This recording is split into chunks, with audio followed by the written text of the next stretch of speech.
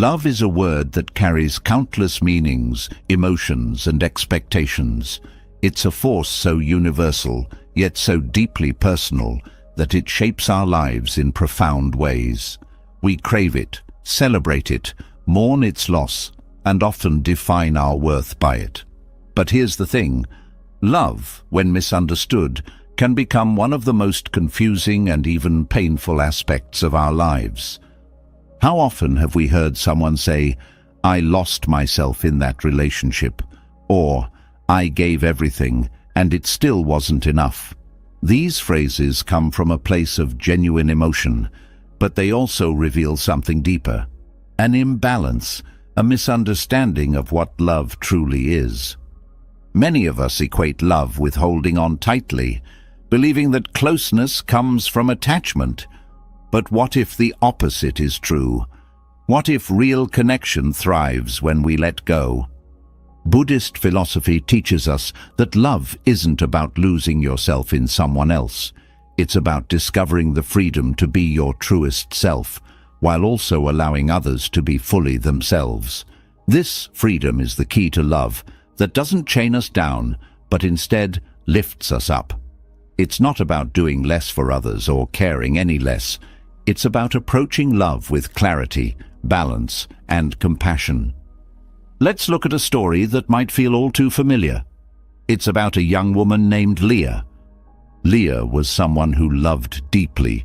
She had a big heart, and when she loved, she gave it her all.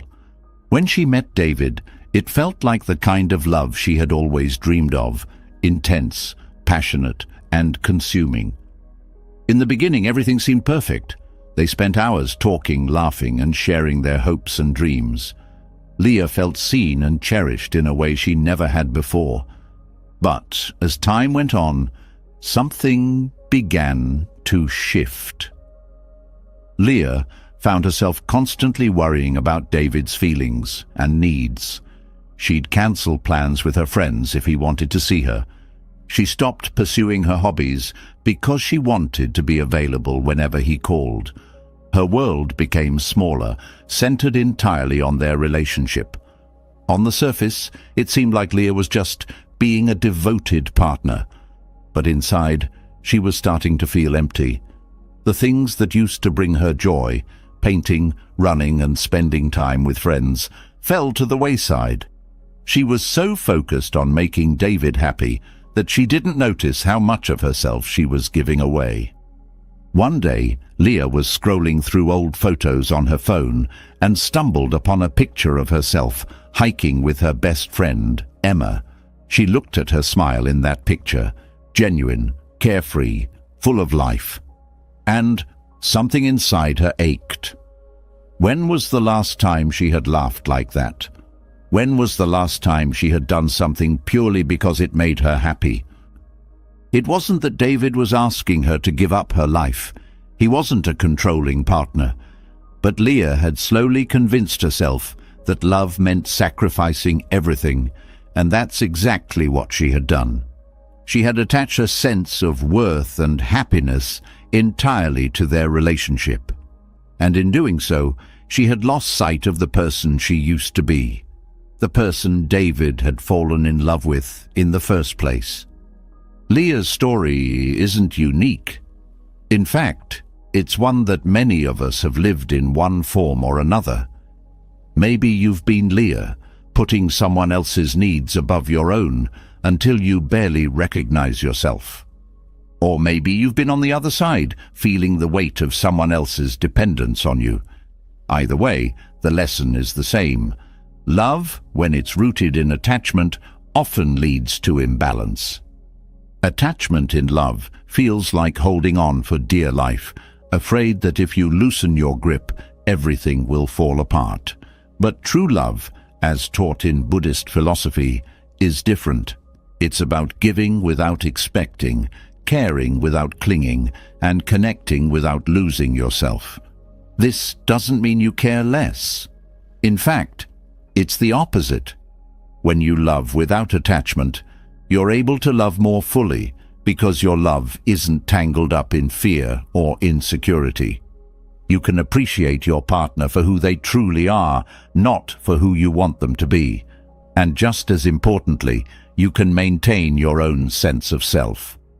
Leah's turning point came during a conversation with Emma, her best friend.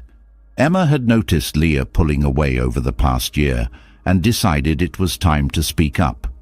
"You know I love you, right?" Emma said one evening over coffee. "But I feel like you've forgotten how to love yourself." Leah felt defensive at first. "What do you mean? I love David. Isn't that what matters?" Emma shook her head gently. "Loving someone else is beautiful, Leah, but it doesn't mean giving up who you are. You're more than just David's partner. You're an artist, a runner, an amazing friend. But lately, it feels like you've put all of that on pause, and I don't think that's what love is supposed to look like." Those words stayed with Leah.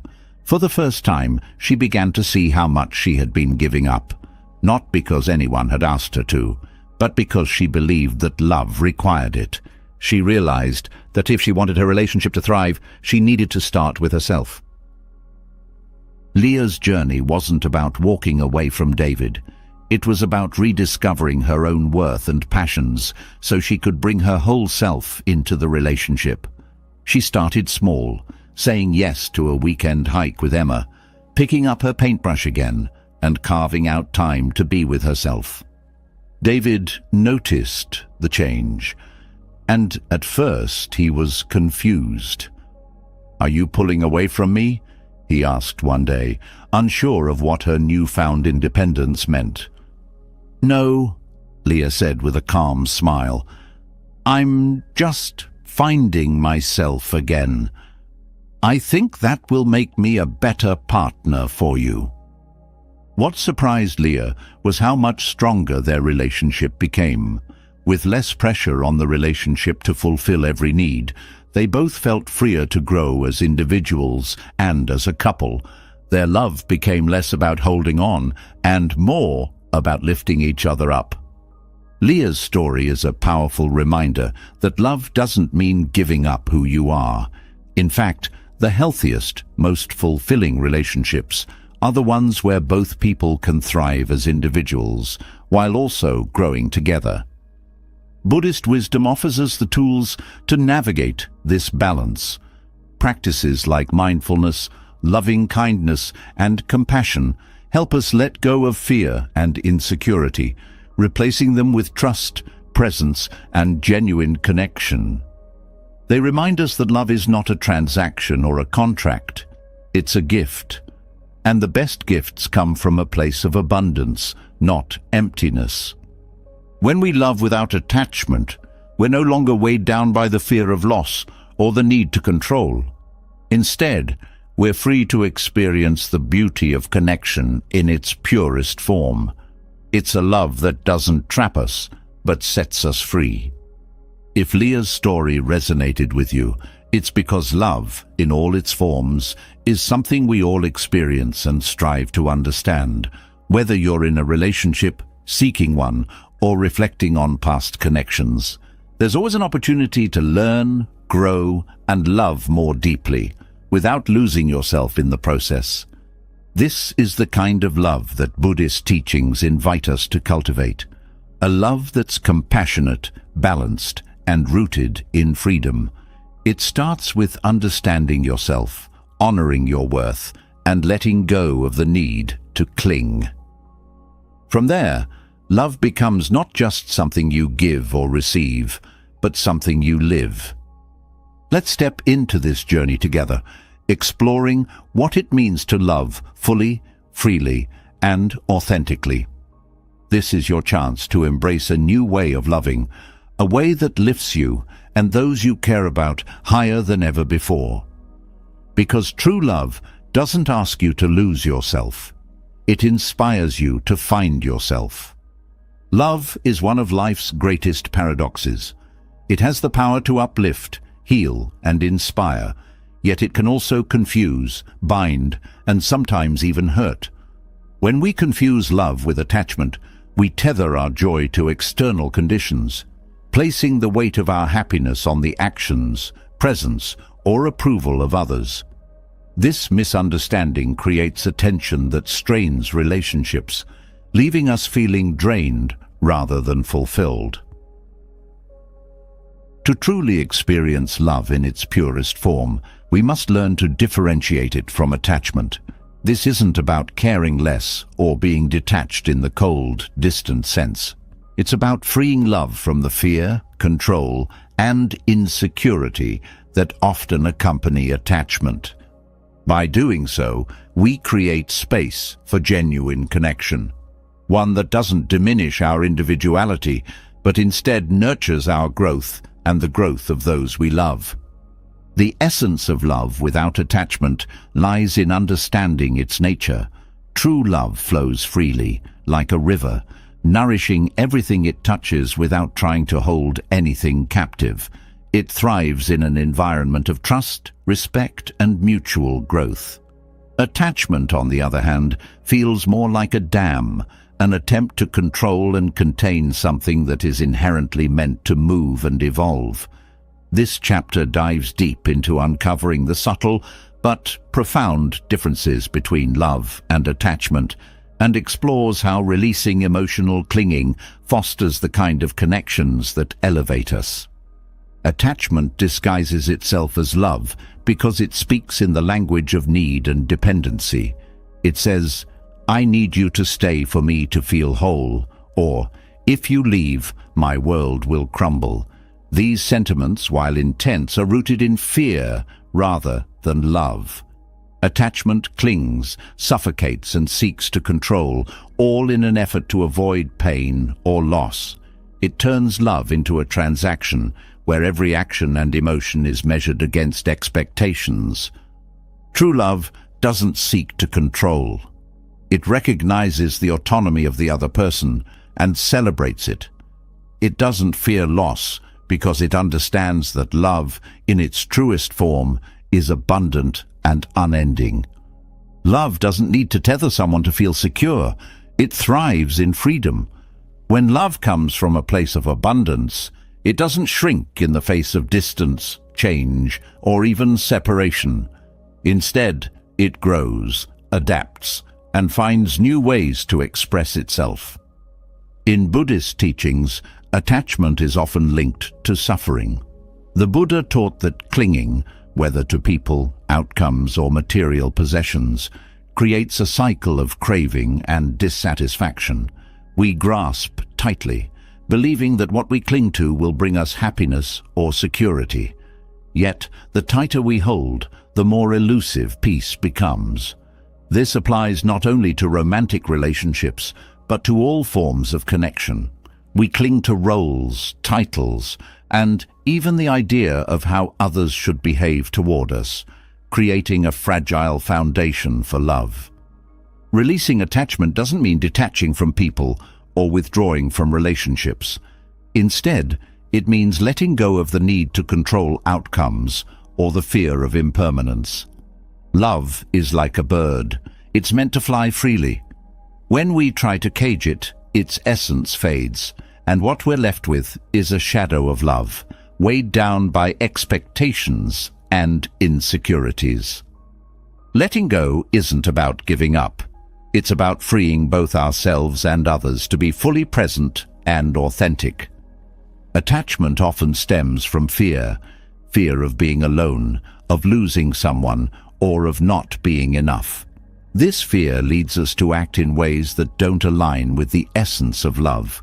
We might become overly accommodating, suppress our own needs, or try to change the other person to fit our ideals. This creates a cycle of dependency that limits both individuals in the relationship. Love, however, is expansive. It encourages growth, individuality, and mutual respect. It says, "I see you as you are, and I honor your journey, even if it diverges from mine." To truly love without attachment, we must cultivate self-awareness. This means recognizing when our emotions are rooted in love and when they're driven by fear or insecurity. Self-awareness allows us to pause and question our motives.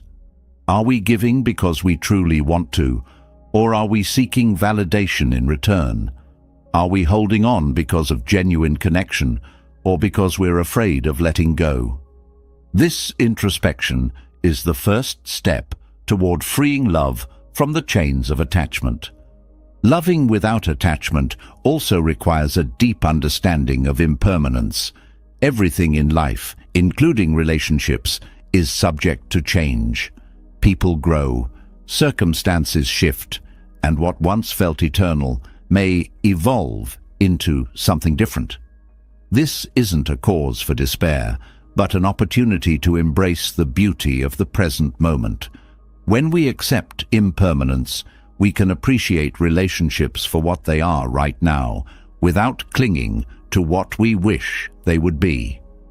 This acceptance brings a profound sense of peace and allows love to flow naturally. Compassion is another cornerstone of love without attachment. Compassion isn't about pity or trying to fix someone. It's about being fully present with their joys and struggles, without judgment or expectation. It's the ability to offer support without losing yourself in their emotions. Compassion says, "I'm here for you, but I also honor my own needs and boundaries." This balance ensures that love doesn't become a one-sided effort or a source of resentment. Boundaries play a crucial role in maintaining love without attachment. They are not walls, but bridges, guidelines that allow two people to connect while still respecting each other's individuality. Healthy boundaries prevent enmeshment, where one person's emotions or needs dominate the relationship.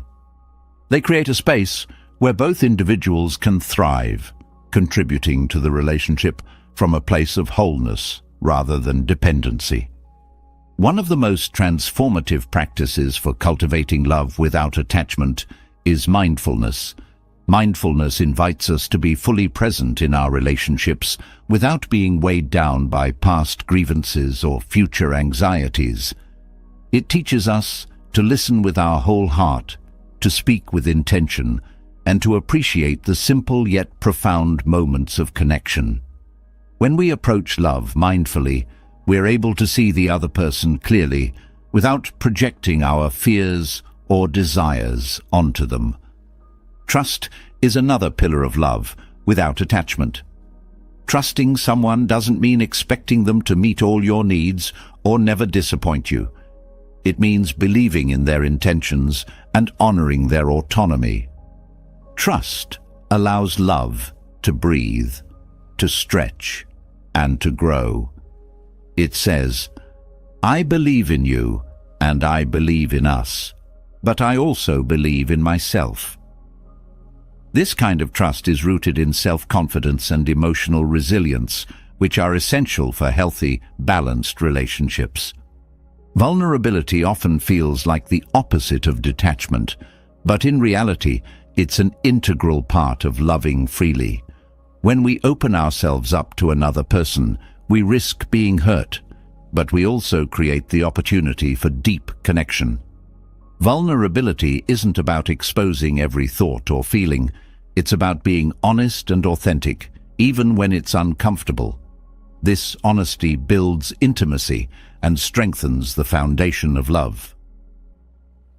Letting go of attachment doesn't mean letting go of commitment. Commitment in love isn't about possessing someone. It's about choosing to show up for them again and again with an open heart. It's about being present, even when things are difficult, and working together to navigate life's challenges. This kind of commitment is rooted in love, not obligation, and it creates a space where both people can thrive.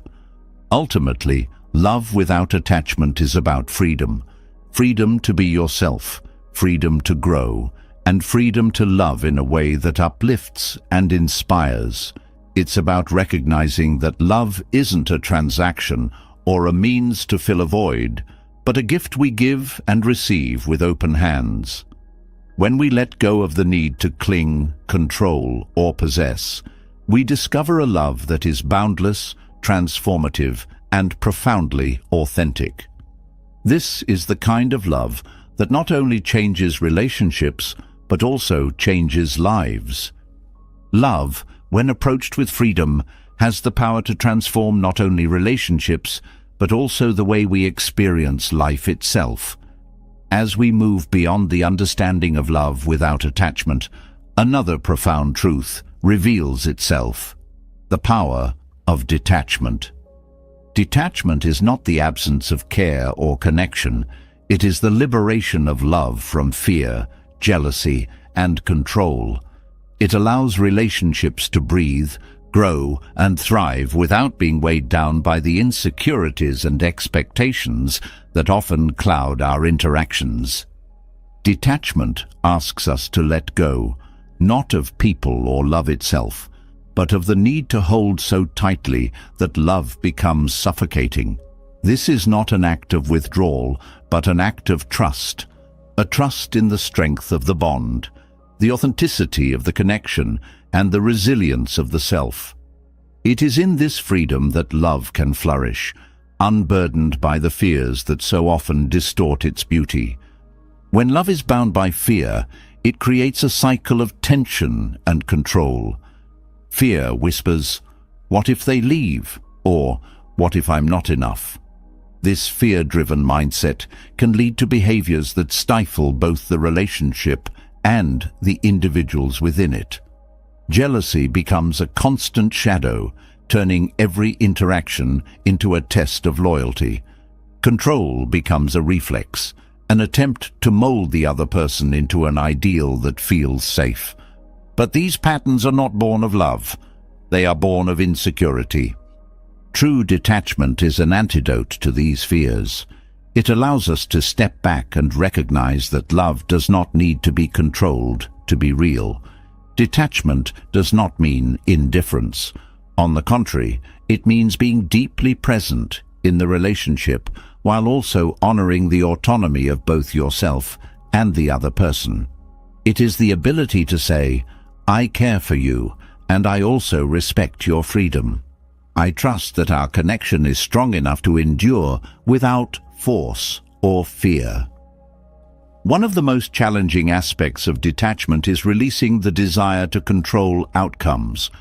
We often believe that by holding on tightly, by trying to manage every aspect of the relationship, we can prevent pain or loss.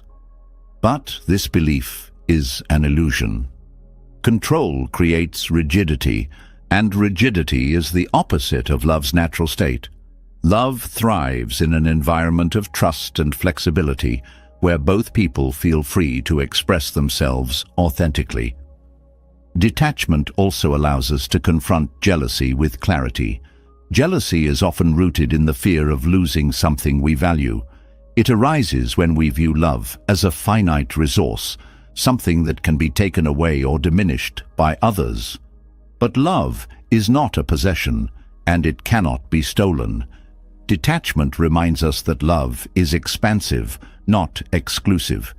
It is not a competition, but a shared experience. When we let go of the need to control who or how someone loves, we open ourselves to deeper trust and connection. Practicing detachment requires a shift in perspective. It means recognizing that the other person is not responsible for our happiness or sense of worth. This doesn't diminish the importance of their role in our lives. Rather, it empowers both individuals to take responsibility for their own emotional well-being. This independence strengthens the relationship, as both people are free to give and receive love without the burden of unrealistic expectations. Detachment also liberates us from the need to fix or change others. Often we approach relationships with the unconscious belief that if we can just fix someone's flaws or guide them toward a certain path, the relationship will be perfect. But this mindset overlooks a fundamental truth. Love is not about perfection. It is about acceptance. Detachment allows us to see the other person as they are, not as we wish them to be. This acceptance creates a foundation of trust and respect, where both individuals feel valued for who they truly are. At its core, detachment is about trust, not just in the other person, but in the relationship itself. Trust means believing that love can withstand challenges, changes, and even periods of distance. It means having faith in the strength of the connection without needing constant reassurance. Trust, when combined with detachment, creates a bond that is both resilient and freeing. Detachment also helps us navigate conflict with grace. In relationships, disagreements are inevitable, but when we approach conflict with attachment, it often escalates into a struggle for control or validation. Detachment, however, allows us to engage in conflict with an open mind and heart. It teaches us to listen without defensiveness, to express our feelings without blaming, and to seek resolution without needing to win. This approach not only strengthens the relationship, but also deepens mutual understanding and respect. One of the most profound gifts of detachment is the freedom it brings to both individuals. When love is free from fear and control, it becomes a source of inspiration rather than a source of stress. Both people are free to grow, explore, and pursue their individual passions, knowing that the bond between them is not a chain, but a bridge. This freedom fosters creativity, self-expression, and a sense of fulfillment that enriches the relationship as a whole. Detachment also allows us to embrace impermanence with peace. All relationships, no matter how strong, are subject to change. People grow, circumstances shift, and sometimes paths diverge. Detachment helps us to accept these changes without clinging to what once was or fearing what might be. It teaches us to appreciate the present moment and to cherish the connection for what it is, rather than what we wish it to be.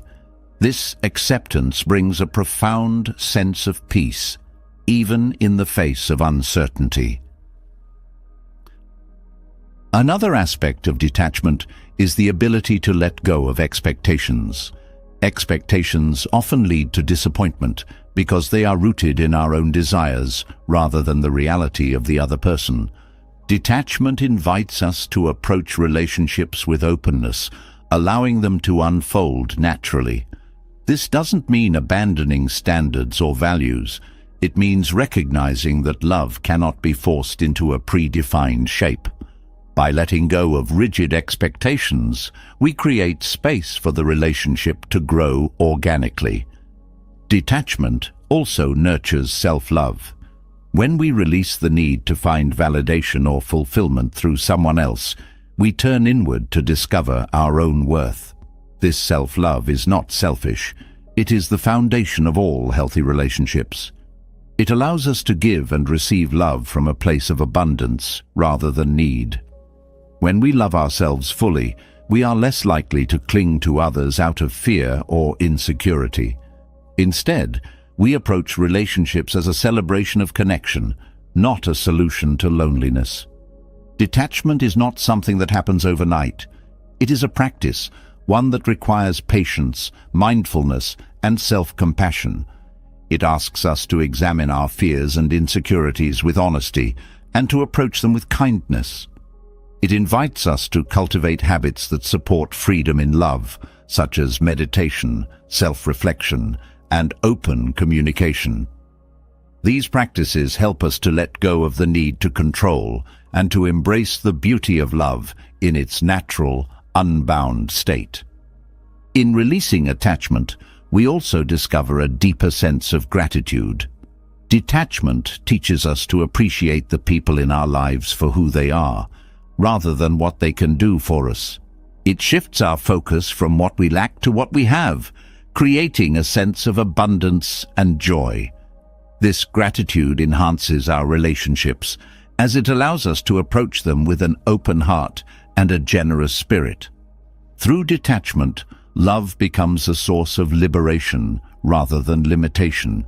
It frees us from the weight of fear, jealousy, and control, allowing us to experience the true essence of connection, This freedom doesn't diminish the depth of our relationships. It enhances them. It creates a space where love can thrive, unburdened by the insecurities that so often hold it back. In this space, both individuals can grow, flourish, and find joy in the beauty of authentic connection. True freedom in love, as we've explored, begins with detachment, the kind that liberates both ourselves and those we care for. Yet, freedom alone does not make love complete. Love needs nourishment, and one of the most profound ways to cultivate it is through metta, or loving kindness. This ancient Buddhist practice is not just about love, as we traditionally understand it. It's about generating an endless wellspring of goodwill, compassion, and unconditional care for all beings, starting with ourselves. Metta teaches that love is not limited by circumstance, relationship, or expectation. It's a state of being that transforms not only how we connect with others, but also how we understand ourselves. When loving kindness becomes a habit of the heart, it dismantles walls of resentment, softens the grip of anger, and brings clarity to even the most challenging relationships. Its power lies in its simplicity and universality. Anyone can practice it, and its effects ripple far beyond the immediate moment. Practicing metta begins with intention. The mind, like a garden, must be consciously tended to grow seeds of kindness. Without this effort, weeds of judgment, impatience, and negativity can take root, making it difficult for love to flourish. In loving kindness meditation, we intentionally direct our thoughts toward goodwill, starting with ourselves, then extending outward to others. It's not about ignoring pain or pretending all is perfect. Rather, it's about creating space for love to rise, even in the face of difficulties. Self-love is the foundation of metta. Without first cultivating kindness toward ourselves, it becomes challenging to offer it genuinely to others. This isn't self-centeredness, it's self-compassion. Often, we are our harshest critics, holding ourselves to impossible standards and replaying mistakes in our minds. Metta invites us to let go of this harshness. In meditation, we might repeat phrases like, "May I be happy," "May I be healthy," "May I be free from suffering." These words are not magical but intentional. They guide the heart to soften, reminding us that we too are worthy of love. As self-kindness grows, it becomes easier to direct love toward others, even those we struggle to connect with. Metta extends outward in concentric circles, beginning with loved ones, then acquaintances, and eventually reaching all beings, including those we might consider difficult. This practice rewires the mind. Where anger or judgment once lived, metta plants seeds of understanding and compassion. It doesn't mean condoning harmful actions, but it creates a path toward forgiveness, not for their sake, but for ours. Holding on to anger is like carrying a heavy stone. Metta helps us set it down. One of the transformative effects of metta is its ability to dissolve the illusion of separation. Often, we view others through the lens of self and other, creating a mental barrier that limits empathy. Loving kindness meditation reminds us of our shared humanity. Everyone, regardless of background or behavior, desires happiness and freedom from suffering. This simple truth can shift how we interact with others, fostering deeper connections and reducing conflict. Metta also nurtures patience, a quality that strengthens relationships. Patience is not passive tolerance, it's an active commitment to staying present, even when situations are difficult. Loving kindness trains the mind to respond with gentleness rather than reactivity. When someone acts out of anger or frustration, metta helps us see their behavior as a reflection of their inner struggles rather than a personal attack. This perspective doesn't excuse harmful actions, but allows us to approach challenges with clarity and compassion. One of the most practical benefits of metta is its ability to reduce stress. Harboring resentment or dwelling on negative interactions drains mental and emotional energy. By replacing these feelings with loving kindness, we free ourselves from this burden. Studies in neuroscience have shown that regular loving-kindness meditation can increase activity in areas of the brain associated with positive emotions and reduce stress-related inflammation in the body. This is not just a spiritual practice, but a holistic one that benefits the mind and body. In relationships, metta transforms how we communicate. Words spoken from a place of loving kindness are naturally more thoughtful and less reactive. When conflicts arise, metta provides a grounding force, reminding us to listen deeply and speak with care. It shifts the focus from winning an argument to understanding the other person's perspective. Over time, this practice builds trust and deepens bonds, even in the face of disagreements. Metta also cultivates gratitude, a cornerstone of lasting love. Gratitude arises naturally when we practice loving kindness because it shifts our focus from what we lack to what we have. In meditation, as we extend wishes for happiness and health to others, we become more aware of the connections that enrich our lives. This awareness fosters a sense of appreciation for both the big and small ways others contribute to our well-being. Another profound aspect of metta is its ability to heal wounds from the past. Many of us carry unresolved pain from old relationships or interactions that left us hurt or betrayed. These experiences can create emotional scars that affect how we approach love in the present. Loving kindness meditation provides a way to gently confront these wounds, offering forgiveness not just to others, but to ourselves. It's not about erasing the past, but transforming how we hold it in our hearts. Metta also encourages us to love without conditions. In everyday life, it's easy to attach expectations to our acts of love, whether it's a kind gesture, a gift, or emotional support. When these expectations aren't met, disappointment or resentment often follows. Metta breaks this cycle by teaching us to give freely, without strings attached. This unconditional approach to love doesn't diminish its value. It enhances it. It allows us to experience the joy of giving, independent of how it's received. Loving kindness extends beyond personal relationships to how we engage with the world. As we practice metta, we begin to notice subtle changes in how we perceive strangers, colleagues, and even those we might never meet. A sense of goodwill emerges, influencing how we interact with others in small but meaningful ways. Holding the door for someone, offering a kind word, or simply smiling becomes a natural expression of the loving kindness we cultivate within. The practice of metta also deepens self-awareness.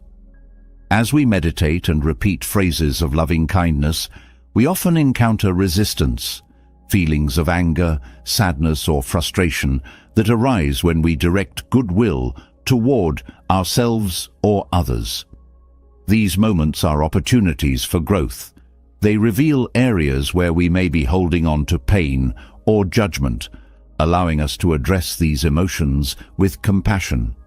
This self-awareness is essential for building authentic connections because it helps us approach relationships with greater clarity and emotional balance. Metta fosters resilience, an essential quality for navigating the challenges of love. Relationships, no matter how strong, will encounter difficulties.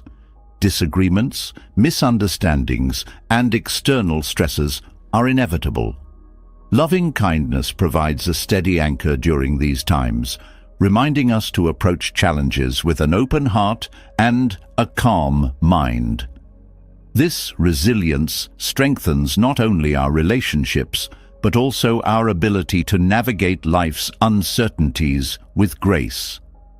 Metta also invites us to reframe how we view vulnerability.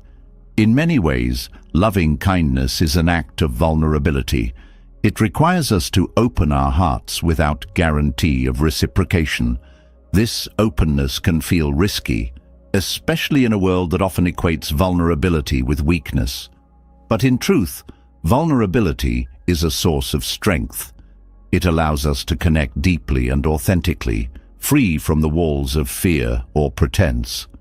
Metta helps us embrace this openness, recognizing it as a gift rather than a risk.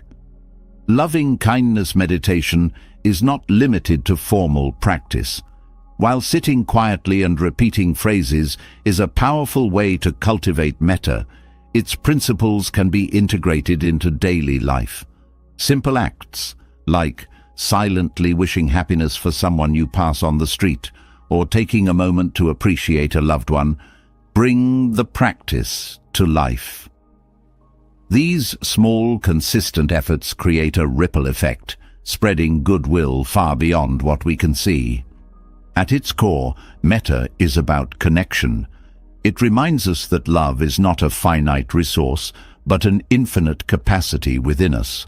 As we practice loving kindness, we tap into this wellspring, discovering that the more love we give, the more we have to offer. This abundance transforms not only how we relate to others, but also how we see ourselves and the world. Metta invites us to love boldly, freely, and unconditionally. It challenges us to step beyond our fears, judgments, and insecurities, creating space for a love that is expansive and enduring. Through this practice, we not only nurture our relationships, but also cultivate a profound sense of inner peace. Loving kindness becomes not just something we do, but something we are, a way of being that radiates warmth, compassion, and authenticity in every interaction. Loving kindness teaches us how to open our hearts to the world, embracing ourselves and others with unconditional care. But as this openness deepens, it naturally leads us to compassion, karuna, the active expression of empathy and support for those who suffer. Compassion isn't just a feeling, it's a practice of being fully present with others in their struggles, without being consumed by their pain. This delicate balance allows us to offer genuine care while maintaining our own emotional stability. Compassion flows from a deep recognition of our shared humanity. Every person you encounter carries their own burdens, their own fears, and their own dreams. When we allow ourselves to see these struggles clearly, without judgment or detachment, compassion arises naturally.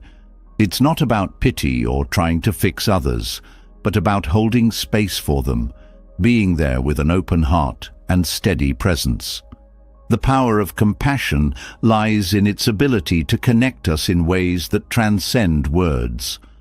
Often, when someone we care about is hurting, we rush to find solutions or offer advice. While well-intentioned, this approach can sometimes create distance, as it focuses on solving a problem rather than truly understanding it. Compassion, on the other hand, asks us to pause, to listen deeply, and to be present. In this presence, we communicate a simple yet profound message. I see you, and I'm here with you. Practicing compassion requires emotional awareness. To be fully present with someone else's pain, we must first acknowledge and manage our own emotions. This doesn't mean suppressing how we feel, but rather understanding and accepting our emotional responses. By developing this self-awareness, we create the emotional balance needed to support others without being overwhelmed by their struggles. Compassion also involves cultivating patience. Suffering rarely resolves itself quickly, and the process of healing can be slow and unpredictable. When we approach someone's pain with impatience or frustration, it can inadvertently add to their burden. Patience, however, creates a safe space for healing to unfold naturally. It allows us to be present without pressuring the other person to feel better on our timeline. Empathy is a cornerstone of compassion, but it must be paired with boundaries to remain sustainable. Without boundaries, empathy can lead to emotional exhaustion or burnout, especially when supporting someone through prolonged difficulties. Healthy boundaries ensure that we can offer care without neglecting our own well-being. This balance is essential as it allows us to show up fully for others without depleting ourselves.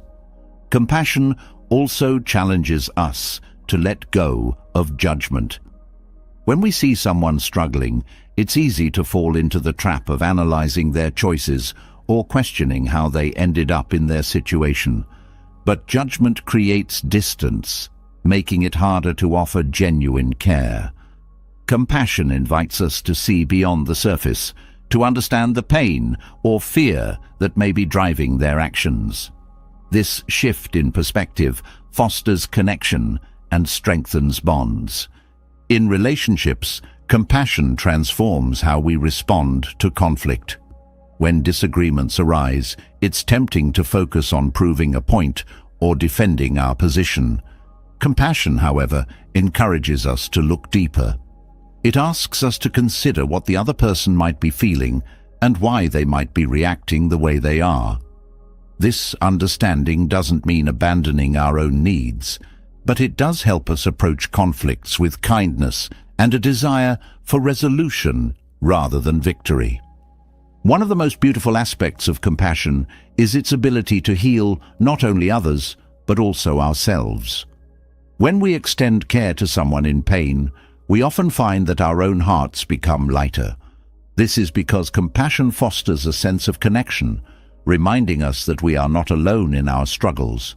It breaks down the barriers of isolation and creates a shared space of understanding and support.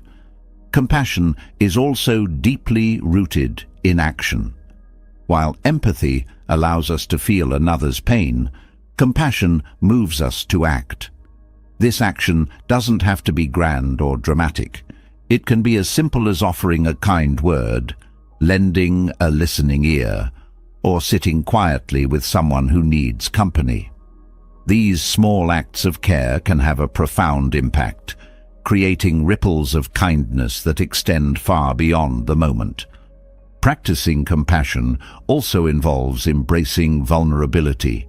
To connect deeply with someone else's pain, we must be willing to confront our own. This openness can feel uncomfortable, as it requires us to acknowledge and sit with difficult emotions. But it is through this vulnerability that genuine connection is formed. Compassion teaches us that strength doesn't come from avoiding pain, but from facing it with courage and an open heart. At times, compassion may call us to step outside our comfort zones. Supporting someone in need often requires us to set aside our own preferences or routines. This flexibility is an essential part of compassion, as it shows the other person that we value their well-being over our own convenience. However, this doesn't mean sacrificing our needs entirely. Sustainable compassion balances self-care with care for others, ensuring that we can continue to give without becoming depleted. Compassion also deepens our sense of gratitude. When we are present with someone else's struggles, it reminds us of the blessings in our own lives.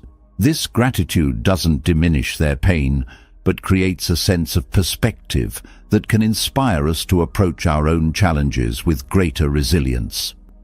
Gratitude and compassion often feed into one another, creating a cycle of positivity and connection. In challenging situations, compassion helps us to navigate uncertainty with grace. When faced with someone's pain, we may not always know the right thing to say or do.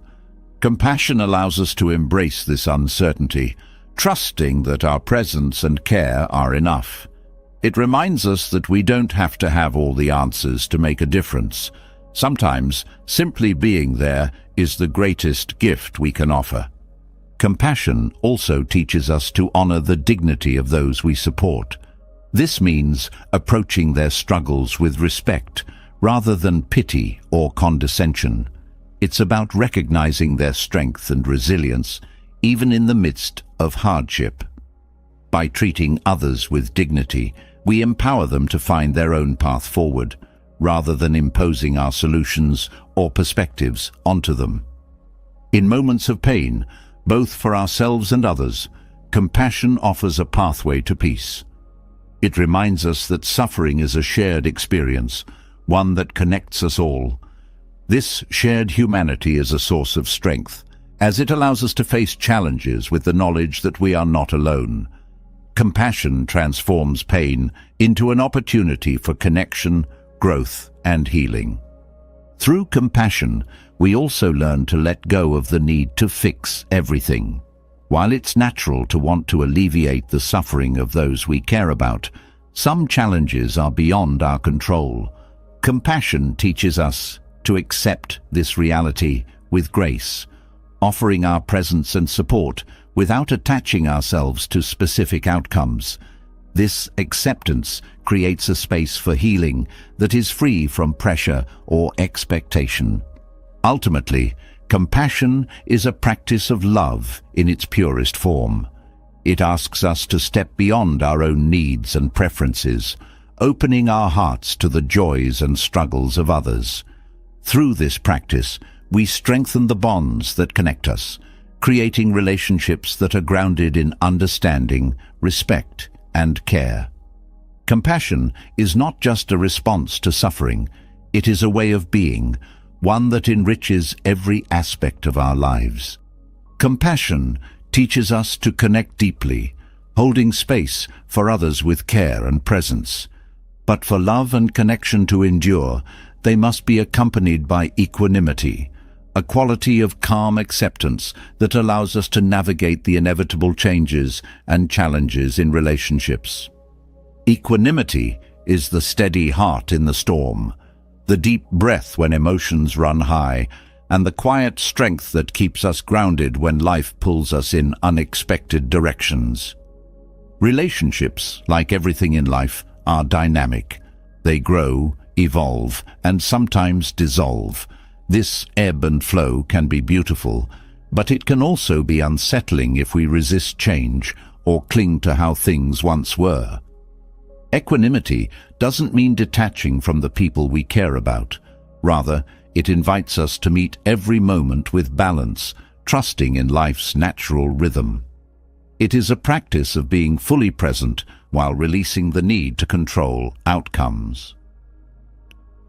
At the heart of equanimity is the recognition that change is inevitable. Relationships are not static. They are living connections shaped by time, experiences, and growth. When we cling to a specific version of a relationship, we create tension and suffering. Equanimity invites us to appreciate what is, rather than lamenting what was or fearing what might be. This acceptance doesn't mean giving up. It means meeting reality with grace and responding to it thoughtfully. Equanimity also helps us navigate the highs and lows of relationships without becoming overwhelmed. Love often brings joy, but it can also bring pain, frustration, or disappointment. These emotions are natural, but when we allow them to dictate our actions, we lose sight of the bigger picture. Equanimity provides the steadiness needed to engage with these emotions without being swept away by them. It allows us to respond rather than react, creating space for thoughtful decisions. One of the most powerful aspects of equanimity is its ability to dissolve the illusion of control. In relationships, we often try to manage how others think, feel, or act, believing that this will create stability. But this desire for control is an illusion, one that leads to frustration and conflict. Equanimity reminds us that we can only control our own thoughts, actions, and responses. By focusing on what is within our power, we free ourselves from the anxiety of trying to control the uncontrollable. Equanimity also fosters resilience. Relationships, no matter how strong, will encounter challenges. Misunderstandings, conflicts, and external pressures are all part of the journey. Equanimity helps us face these challenges with clarity and calm, rather than panic or avoidance. It gives us the inner strength to weather difficulties without losing our sense of balance, allowing the relationship to emerge stronger on the other side. One of the key practices for cultivating equanimity is mindfulness. By staying present in the moment, we become more aware of our thoughts, emotions, and reactions. This awareness allows us to pause before responding, giving us the opportunity to choose actions that align with our values. Mindfulness also helps us to let go of past grievances and future anxieties, focusing instead on what is happening here and now. This focus creates a sense of peace that can transform how we relate to others. Equanimity also teaches us to embrace uncertainty. In relationships, there are no guarantees. People change, circumstances shift, and the future is always unknown. While this uncertainty can be unsettling, it also holds the potential for growth and discovery. Equanimity invites us to approach the unknown with curiosity rather than fear, trusting that we have the inner resources to navigate whatever comes our way.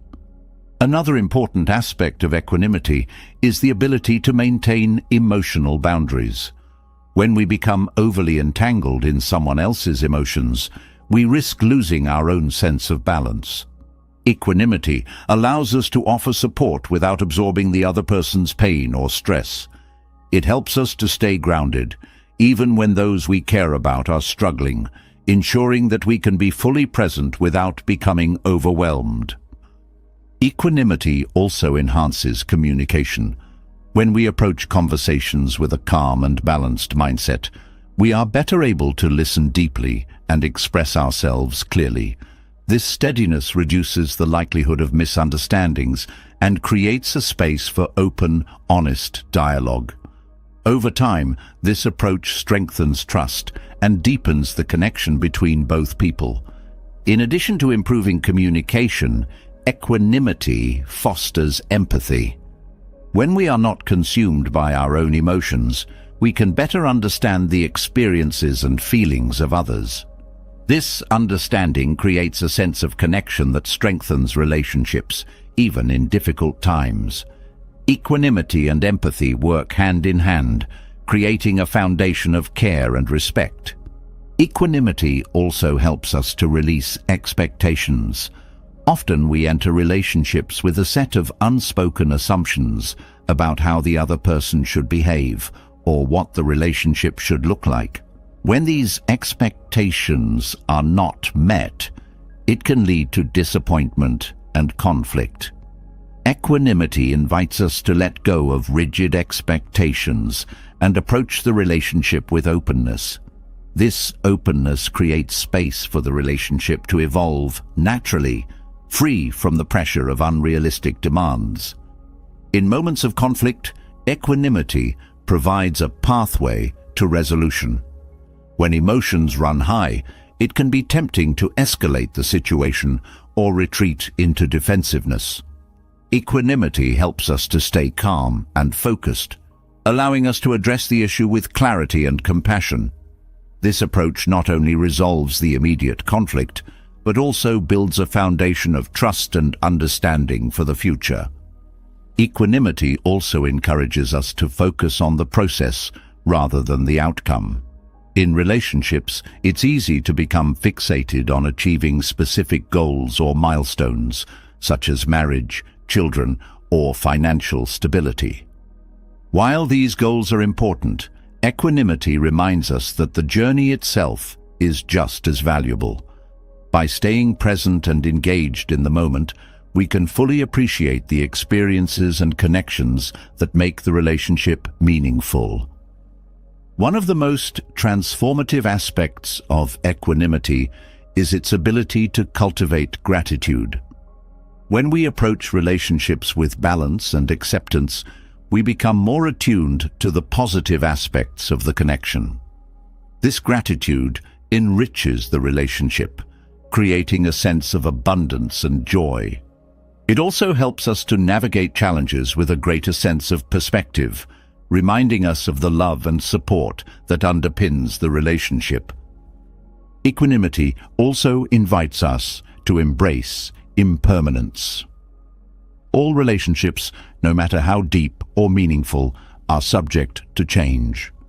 This change can take many forms, from the natural evolution of the relationship to the eventual loss of the connection. While impermanence can be difficult to accept, equanimity helps us to approach it with peace. It teaches us to cherish the present moment without clinging to what was or fearing what might be. This acceptance creates a sense of freedom that allows love to flourish. Through equanimity, we also learn to balance independence and connection. Relationships thrive when both people feel free to grow and explore their individuality, while also nurturing the bond between them. Equanimity creates a space where both partners can pursue their own paths without losing sight of each other. This balance strengthens the relationship, as it is built on mutual respect and trust rather than dependency. Equanimity is not a destination, but a practice, one that requires patience, mindfulness, and self-compassion. It asks us to approach relationships with an open heart and a steady mind, embracing the flow of life with grace. Through this practice, we discover a deeper sense of connection and a more profound capacity for love. Equanimity is the calm amidst the storm, the anchor in the waves, and the quiet strength that carries us through the ebb and flow of relationships. Equanimity gives us the strength to accept the natural ebb and flow of relationships. But there's another profound tool that deepens this acceptance and transforms our perspective: gratitude. Gratitude shifts the focus from what we fear to lose to what we have been gifted in this moment. It's a practice that unlocks peace, allowing us to release the grip of clinging and open ourselves to the beauty of the present. When gratitude becomes part of how we live and love, it becomes a path to letting go, not in sorrow, but in appreciation. Letting go can feel like losing control, but gratitude changes this narrative. It teaches us that every experience, every connection, and even every challenge carries something of value. When we focus on what we've gained rather than what we stand to lose, we cultivate a sense of abundance instead of scarcity. Gratitude doesn't deny the reality of impermanence, it embraces it. By appreciating what we have now, we learn to let go gracefully when the time comes. Gratitude is an act of awareness. Often, we move through life so focused on what's missing that we overlook what's already here. This mindset creates a sense of lack, even when we have more than enough. Gratitude interrupts this cycle by directing our attention to the gifts that are often taken for granted, the people who support us, the small joys that brighten our days, and the lessons that help us grow. By consciously acknowledging these blessings, we begin to see the world through a lens of appreciation rather than dissatisfaction. In relationships, gratitude strengthens bonds by shifting the focus from unmet expectations to shared joys. When we approach our connections with a mindset of gratitude, we become more attuned to the positive qualities in others. This shift not only deepens our appreciation for them, but also encourages us to express that appreciation openly. A kind word, a heartfelt thank you, or a simple acknowledgement can transform the energy of a relationship, fostering a sense of warmth and connection. Gratitude also helps us to release resentment.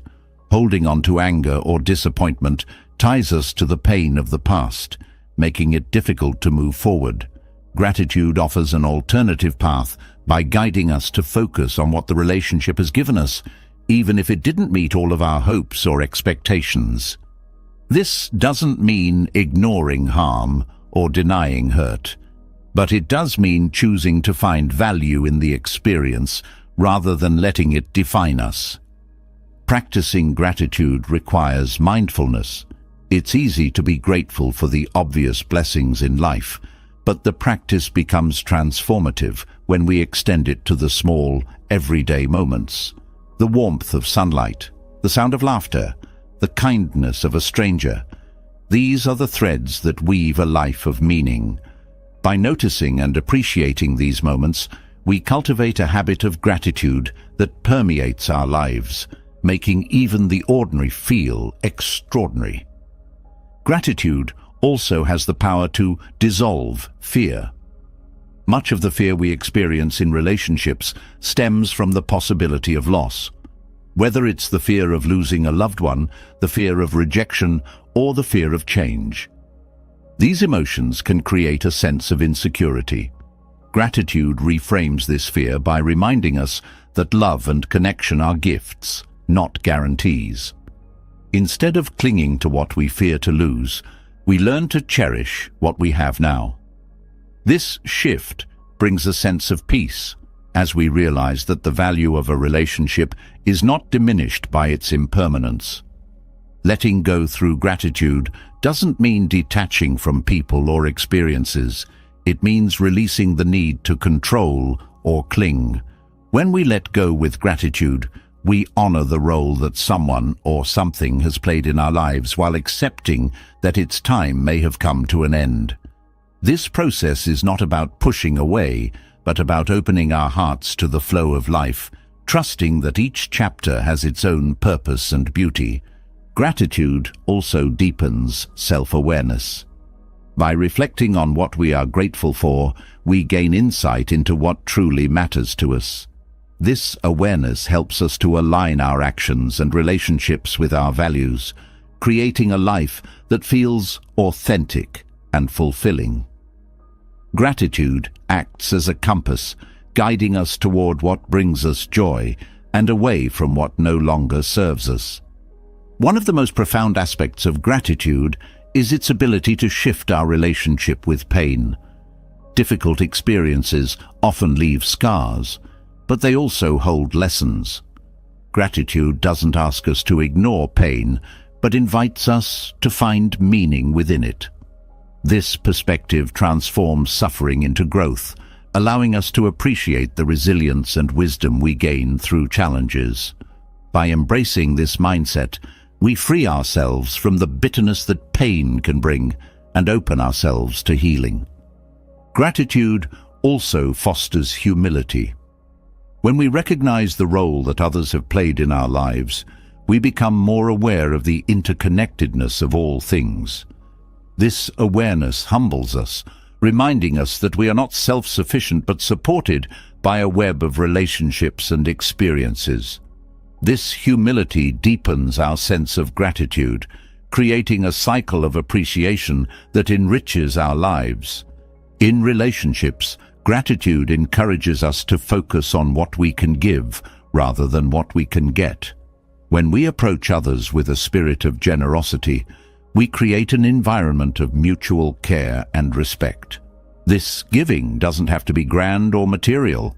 Often, it's the small acts of kindness, patience, and understanding that mean the most. By cultivating gratitude for the opportunity to give, we shift our perspective from scarcity to abundance. Gratitude also nurtures forgiveness. When we hold on to grievances, we carry the weight of the past into the present. Gratitude lightens this load by helping us to see the positive aspects of even difficult relationships. This doesn't mean condoning harm, but rather finding a way to move forward without being tethered to bitterness. Forgiveness rooted in gratitude, frees both ourselves and others, allowing us to embrace the present with an open heart. Letting go with gratitude also enhances our ability to live in the moment. When we're constantly striving for the next achievement or fearing the next loss, we miss the beauty of what's right in front of us. Gratitude anchors us in the now, reminding us that this moment is enough. By appreciating what we have, we create a sense of contentment that transcends external circumstances. Gratitude is not always easy. It requires effort, especially during times of difficulty or loss.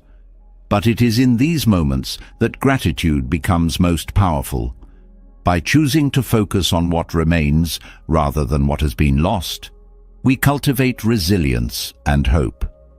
Gratitude doesn't erase pain, but it provides a lens through which we can see the light amidst the darkness. Practicing gratitude also strengthens our sense of purpose.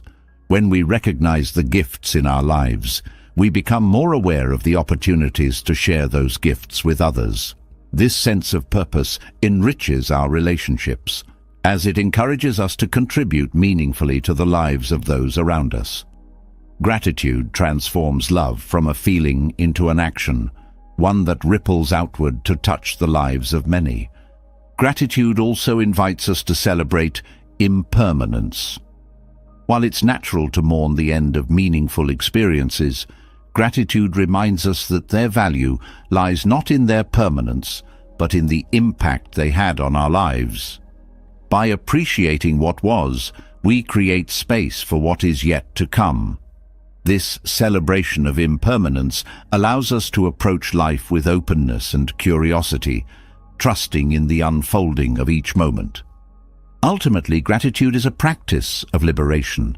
It frees us from the grip of fear, the weight of resentment, and the chains of expectation. By shifting our perspective from lack to abundance, we discover a sense of peace that transcends circumstances. Gratitude is not just a tool for letting go, it is a way of living, one that transforms how we experience love, loss, and everything in between. Through gratitude, we learn that every moment, every connection, and every experience holds something to be cherished. This awareness doesn't diminish the challenges we face, but gives us the strength to meet them with grace. Gratitude is the bridge between holding on and letting go, a path that leads to peace, fulfillment, and a deeper understanding of what it means to truly love.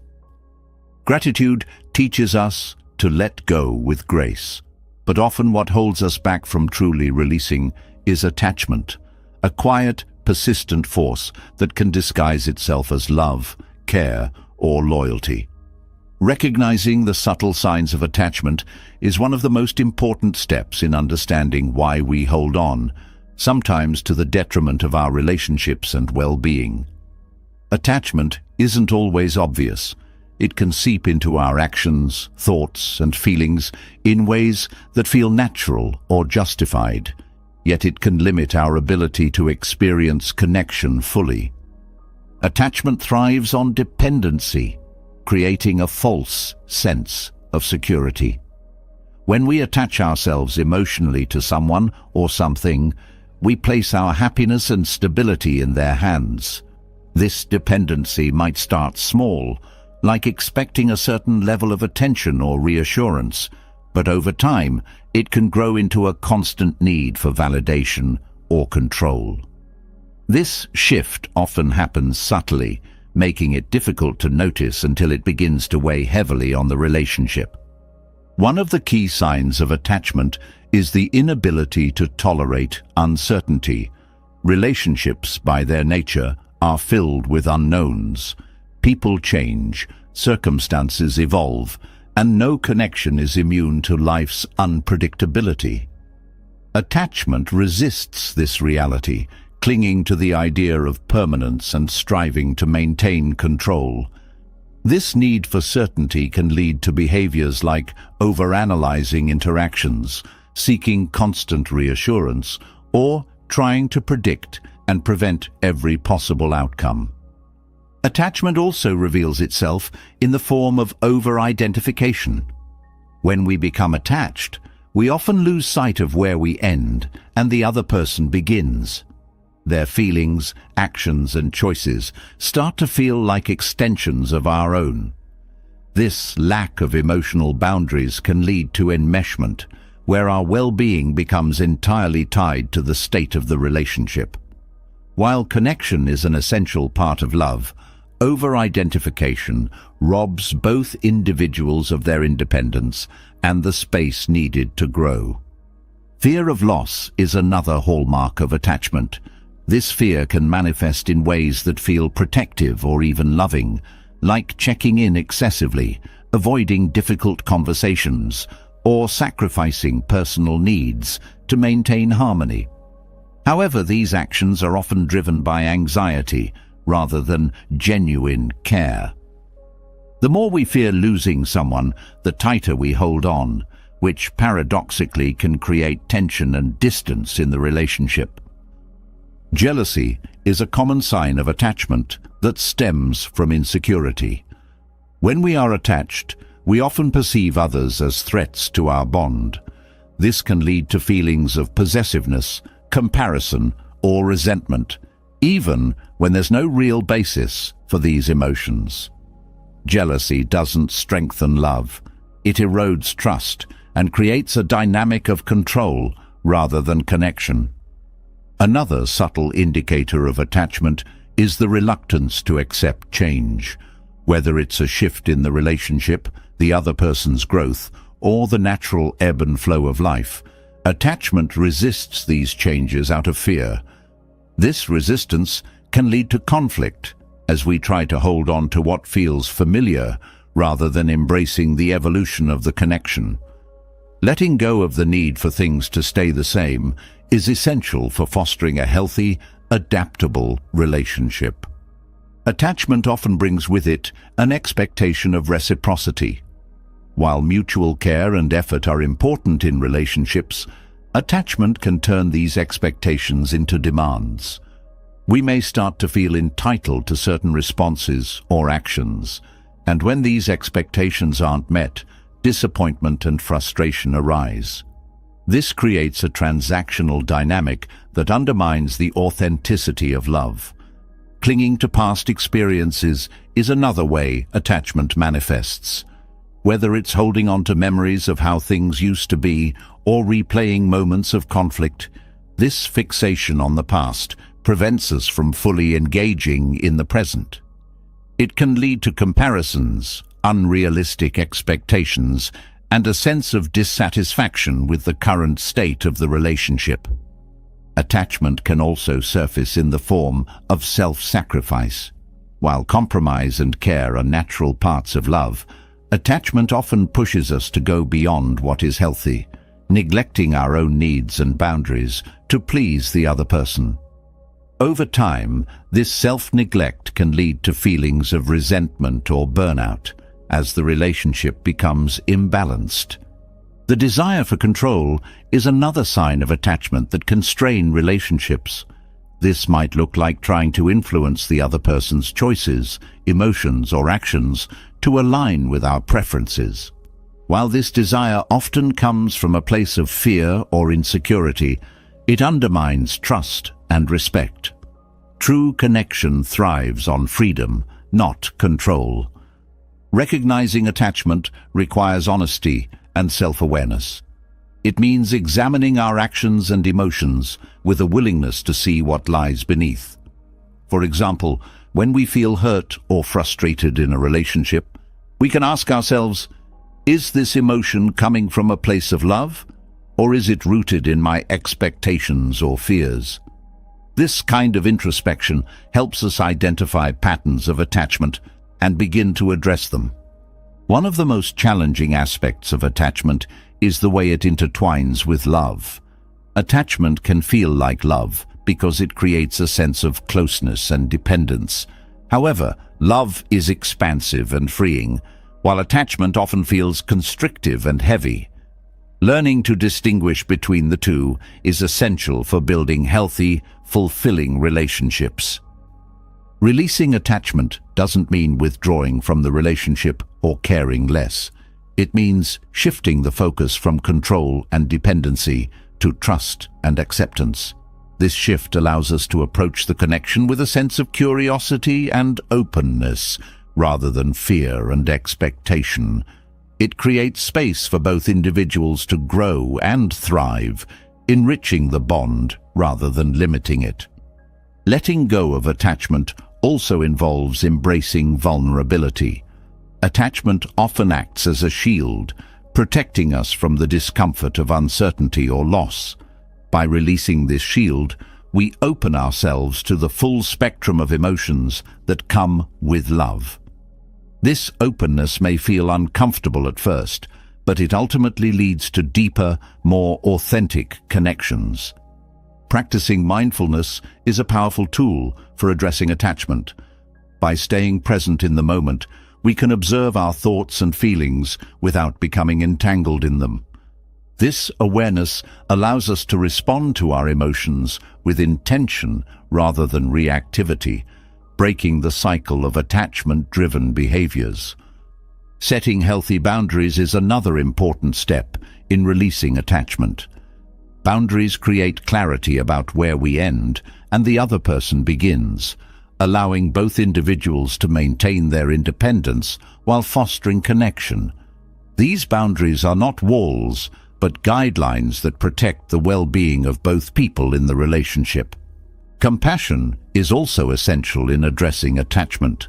As we recognize our own patterns of clinging, it's important to approach ourselves with kindness rather than judgment. Attachment often arises from deep-seated fears and insecurities, and healing these patterns requires patience and understanding. By offering ourselves compassion, we create a supportive environment for growth and transformation. Letting go of attachment is not a one-time event, but an ongoing practice. It involves continually choosing trust over control, acceptance over resistance, and love over fear. As we cultivate this practice, we begin to experience relationships in a new way, one that is grounded in freedom, authenticity, and mutual respect. Recognizing the subtle signs of attachment is a journey of self-discovery. It invites us to look closely at our relationships and ourselves, uncovering the fears and expectations that hold us back. Through this awareness, we can begin to release the grip of attachment, creating space for love to flow freely and deeply. In this space, relationships become not only a source of joy, but also a path to greater self-awareness and inner peace. Recognizing attachment gives us clarity about the barriers we place in relationships, but beneath attachment often lies a deeper force: fear and insecurity. These emotions can quietly shape our actions, pushing us toward control, doubt, or withdrawal. Transforming these emotions into trust is not about ignoring them or pretending they don't exist. It's about understanding their roots and allowing trust to emerge as a stronger foundation for connection. Fear and insecurity, when left unchecked, can cloud even the most loving relationships. However, when transformed, they pave the way for deeper respect, authenticity, and mutual growth. Fear often stems from the unknown. In relationships, this might mean fear of being hurt, abandoned, or misunderstood. While these fears are natural, they can become overwhelming when we let them dictate our actions. Fear-driven behaviors like overanalyzing, clinging, or avoiding vulnerability create a cycle of tension and mistrust. Trust, on the other hand, invites us to step into the unknown with confidence, not in the absence of fear, but in spite of it. Trust is the act of saying, even though I cannot guarantee the outcome, I choose to believe in the connection. One way to transform fear into trust is by addressing the stories we tell ourselves. Fear often thrives on worst-case scenarios, creating narratives that amplify insecurity. For example, a missed text becomes a sign of disinterest, or a disagreement signals the end of the relationship. These stories feed our doubts and make it difficult to see the situation clearly. By questioning these narratives, we can begin to separate fact from fear, allowing trust to take root. Insecurity often goes hand in hand with fear. It whispers that we are not enough, that we must prove our worth, or seek constant validation to be loved. This belief can lead to patterns of people-pleasing, jealousy, or overcompensation. Transforming insecurity requires us to shift the focus inward, cultivating self-worth independent of external validation. When we trust ourselves, we no longer rely on others to fill the gaps in our confidence, and this inner trust naturally extends to our relationships. Communication plays a vital role in replacing fear with trust. When fear arises, it's easy to withdraw or act defensively, but this only deepens the divide. Open and honest communication, on the other hand, creates a bridge of understanding. Sharing our fears and insecurities with vulnerability can feel risky, but it often leads to deeper connection. It allows the other person to understand our perspective and respond with care, building a foundation of mutual respect. Boundaries are another essential tool for transforming fear and insecurity. Fear often tempts us to blur boundaries in an attempt to feel closer or more secure. However, healthy boundaries create clarity and respect, which are the building blocks of trust. They allow both people to navigate the relationship with a sense of safety and autonomy, reducing the need for control or fear-driven behaviors. Trust also requires patience. Fear and insecurity don't disappear overnight, and building trust takes time. This process involves consistently choosing actions that align with trust rather than fear. For example, instead of seeking constant reassurance, we can practice self-soothing and remind ourselves of the strength of the connection. Over time, these small choices build a sense of security that replaces the need for fear-driven actions. Another powerful way to transform fear into trust is by embracing vulnerability. Fear often urges us to protect ourselves by putting up walls or avoiding emotional risks. While this might feel safer in the moment, it prevents true connection. Vulnerability, on the other hand, creates an opportunity for intimacy and trust. By being open about our feelings, even when it's uncomfortable, we invite the other person to do the same, deepening the bond between us. Fear and insecurity are often rooted in past experiences. Perhaps we've been hurt, betrayed, or abandoned before, and these memories influence how we approach new relationships. Transforming these emotions requires us to confront and process these past wounds. This might involve reflecting on what we've learned from those experiences, forgiving ourselves or others, and choosing to move forward without letting the past define our present. Trust also involves letting go of control. Fear often tempts us to micromanage relationships, trying to steer every interaction or outcome to avoid discomfort. However, control creates tension and limits the natural flow of connection. Trust invites us to release this need for control, allowing the relationship to evolve organically. It's a practice of surrender, rooted in the belief that the bond is strong enough to withstand uncertainty. Self-awareness is key in transforming fear and insecurity. By recognizing when these emotions arise, we can choose to respond intentionally rather than reacting impulsively. For example, when jealousy surfaces, we can pause and ask ourselves what's triggering the emotion. This self-awareness helps us to address the underlying fear or insecurity rather than projecting it onto the other person. Empathy also plays a crucial role in building trust. When we approach the relationship with an understanding of the other person's feelings and perspectives, we create a space for mutual care. Empathy helps us to see beyond our own fears and insecurities, fostering a sense of connection that strengthens trust. It reminds us that the other person is not our adversary, but our ally in navigating challenges. Trust is not about blind faith. It's about making choices that reflect confidence in the relationship.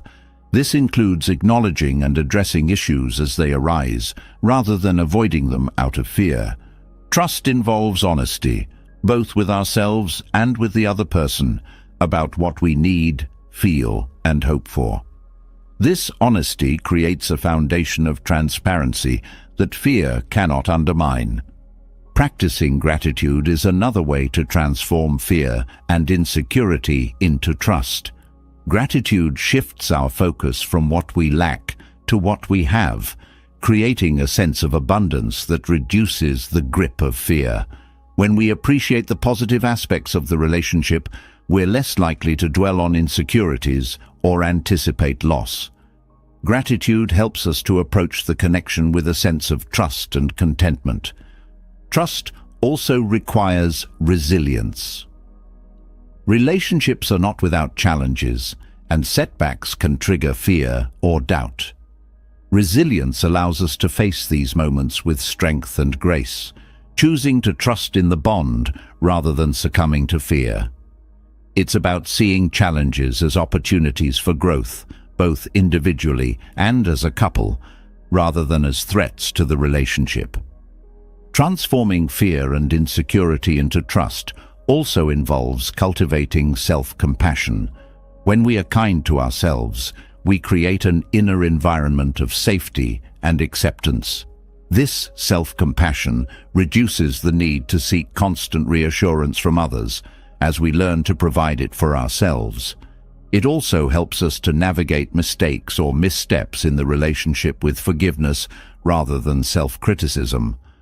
Ultimately, trust is a choice to believe in the strength of the connection, the integrity of the other person, and our own ability to navigate challenges. It's not about eliminating fear and insecurity entirely, but about refusing to let them control our actions. Trust is the antidote to fear, the steady ground beneath our feet as we navigate the uncertainties of love. Through patience, self-awareness, and open-heartedness, we can transform fear and insecurity into a foundation of trust that enriches every aspect of our relationships. Trust transforms relationships, allowing us to replace fear and insecurity with a sense of mutual respect and understanding. Yet, trust alone thrives best when accompanied by clear, healthy boundaries. Boundaries are not walls that divide us. They are bridges that create spaces for freedom, respect, and deeper connection. The idea of boundaries can sometimes evoke fear, as if setting limits might distance us from the people we care about. But in truth, boundaries are a profound act of love, both for ourselves and for those we share relationships with. Boundaries allow relationships to flourish because they clarify expectations and ensure that each person's needs and values are respected. They prevent misunderstandings and conflicts by creating a framework for healthy interaction. Without boundaries, relationships can easily become enmeshed, where individuality is lost or imbalanced, where one person's needs consistently overshadow the others. Setting boundaries ensures that both people feel seen, valued, and supported in the connection. One of the most important aspects of boundaries is that they are rooted in self-awareness.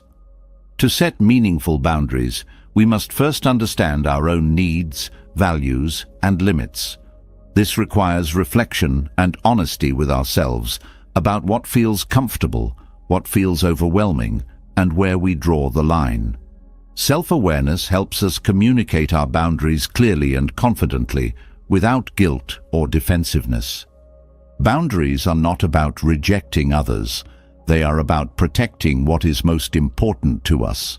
When we set a boundary, we are not saying, "I don't care about you." We are saying, "I care about this relationship, and I want it to be healthy and sustainable." This perspective shifts the focus from restriction to connection, showing that boundaries are a way to nurture the relationship rather than distance ourselves from it. In relationships, boundaries create a balance between togetherness and individuality. They allow each person to maintain their sense of self while also fostering a strong connection. This balance is essential for healthy relationships, as it prevents dependency and ensures that both individuals have the space to grow and pursue their passions. When boundaries are respected, they create a foundation of trust and respect that strengthens the bond. One common misconception about boundaries is that they are rigid or inflexible. In reality, boundaries are dynamic and can evolve over time as the relationship grows and changes. What feels comfortable today may shift as circumstances or needs change, and it's important to revisit and adjust boundaries as necessary. This flexibility shows that boundaries are not about control, but about creating a relationship that works for both people. Communicating boundaries is a key part of the process, and this requires both clarity and compassion. When expressing a boundary, it's important to be direct and specific, explaining what you need and why it matters to you. At the same time, it's essential to approach the conversation with kindness, showing that your intention is to strengthen the relationship rather than create distance. This balance between firmness and empathy helps the other person understand and respect your perspective. Listening is equally important when it comes to boundaries. Just as we need to express our own needs, we must also be willing to hear and honor the boundaries of others. This mutual respect creates a sense of equality in the relationship, where both people feel valued and understood. By actively listening and responding with care, we show that we are invested in the health and well-being of the connection. Boundaries also help us navigate conflict in relationships. When disagreements arise, clear boundaries provide a framework for addressing the issue without escalating tension. They allow us to express our feelings and perspectives while respecting the other person's limits, creating a space for resolution rather than division. Boundaries help us approach conflict with patience and understanding, fostering a sense of safety even in challenging moments. Another benefit of boundaries is that they reduce resentment. When we ignore our own needs or allow others to overstep our limits, frustration and bitterness can build over time. Setting boundaries prevents this by ensuring that our needs are met and that we feel respected in the relationship. This proactive approach creates a sense of balance and harmony, reducing the likelihood of resentment or conflict. Boundaries also play a crucial role in maintaining emotional energy. Relationships that lack boundaries can become draining, as we give more than we have to offer or take on responsibilities that are not ours to bear. Healthy boundaries ensure that we have the energy and capacity to show up fully in the relationship without feeling overwhelmed or depleted. They help us to prioritize self-care, which in turn allows us to care for others more effectively. Boundaries are also an expression of self-respect. When we set and uphold boundaries, we are affirming our own worth and showing that we value our needs and well-being. This self-respect inspires others to treat us with the same level of care and consideration, creating a culture of mutual respect in the relationship. Boundaries are not about demanding respect from others, but about modeling it for ourselves. Trust and boundaries go hand in hand. By setting boundaries, we show that we trust the other person to honor our needs and respect our limits. At the same time, boundaries create an environment where trust can grow, as they provide clarity and prevent misunderstandings. This reciprocal relationship between trust and boundaries strengthens the foundation of the connection, making it more resilient and fulfilling. Boundaries also allow us to love more authentically. When we set boundaries, we are not hiding our true selves or suppressing our needs. We are expressing them openly and honestly. This authenticity deepens the connection, as it creates a relationship that is built on truth rather than pretense. By being clear about what we need, we give the other person the opportunity to know and love us for who we truly are. Boundaries are not about creating distance, but about creating clarity. They help us to navigate the complexities of relationships with intention and care, ensuring that both people feel valued and supported. By setting and respecting boundaries, we create a space where love can thrive, free from resentment, misunderstanding, or imbalance. Setting boundaries can feel uncomfortable at first, especially if we are not used to advocating for our own needs. However, this discomfort is often a sign of growth. Each time we set a boundary, we strengthen our ability to communicate, connect, and care for ourselves and others. Over time, this practice becomes more natural, allowing us to approach relationships with greater confidence and ease. Boundaries are also a way to protect the integrity of the relationship. When we allow others to overstep our limits or ignore our own needs, it can lead to frustration and conflict. By setting clear boundaries, we create a structure that supports the health and longevity of the connection. Boundaries act as a safeguard, ensuring that the relationship remains balanced and fulfilling. Ultimately, boundaries are an act of love. They show that we care enough about ourselves and the other person to create a relationship that is respectful, balanced, and sustainable. By setting healthy boundaries, we nurture both freedom and closeness, creating a connection that is grounded in mutual respect and authenticity. Boundaries are not barriers. They are the foundation upon which love can grow and thrive. Healthy boundaries create clarity and protect the balance of love. But there's another dynamic that can silently undermine relationships if left unchecked: jealousy and possessiveness.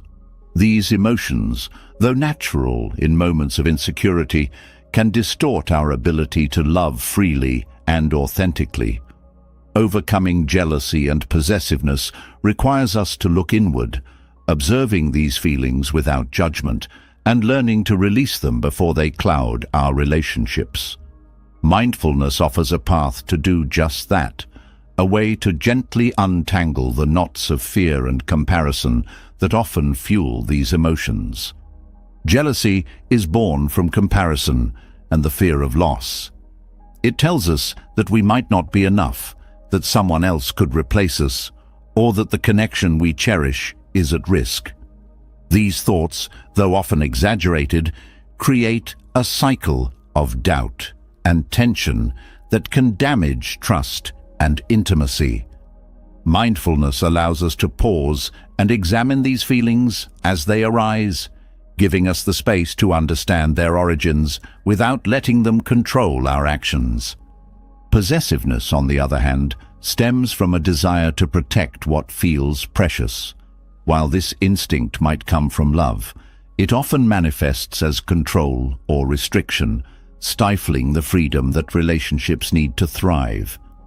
Through mindfulness, we can recognize the difference between caring deeply and holding too tightly.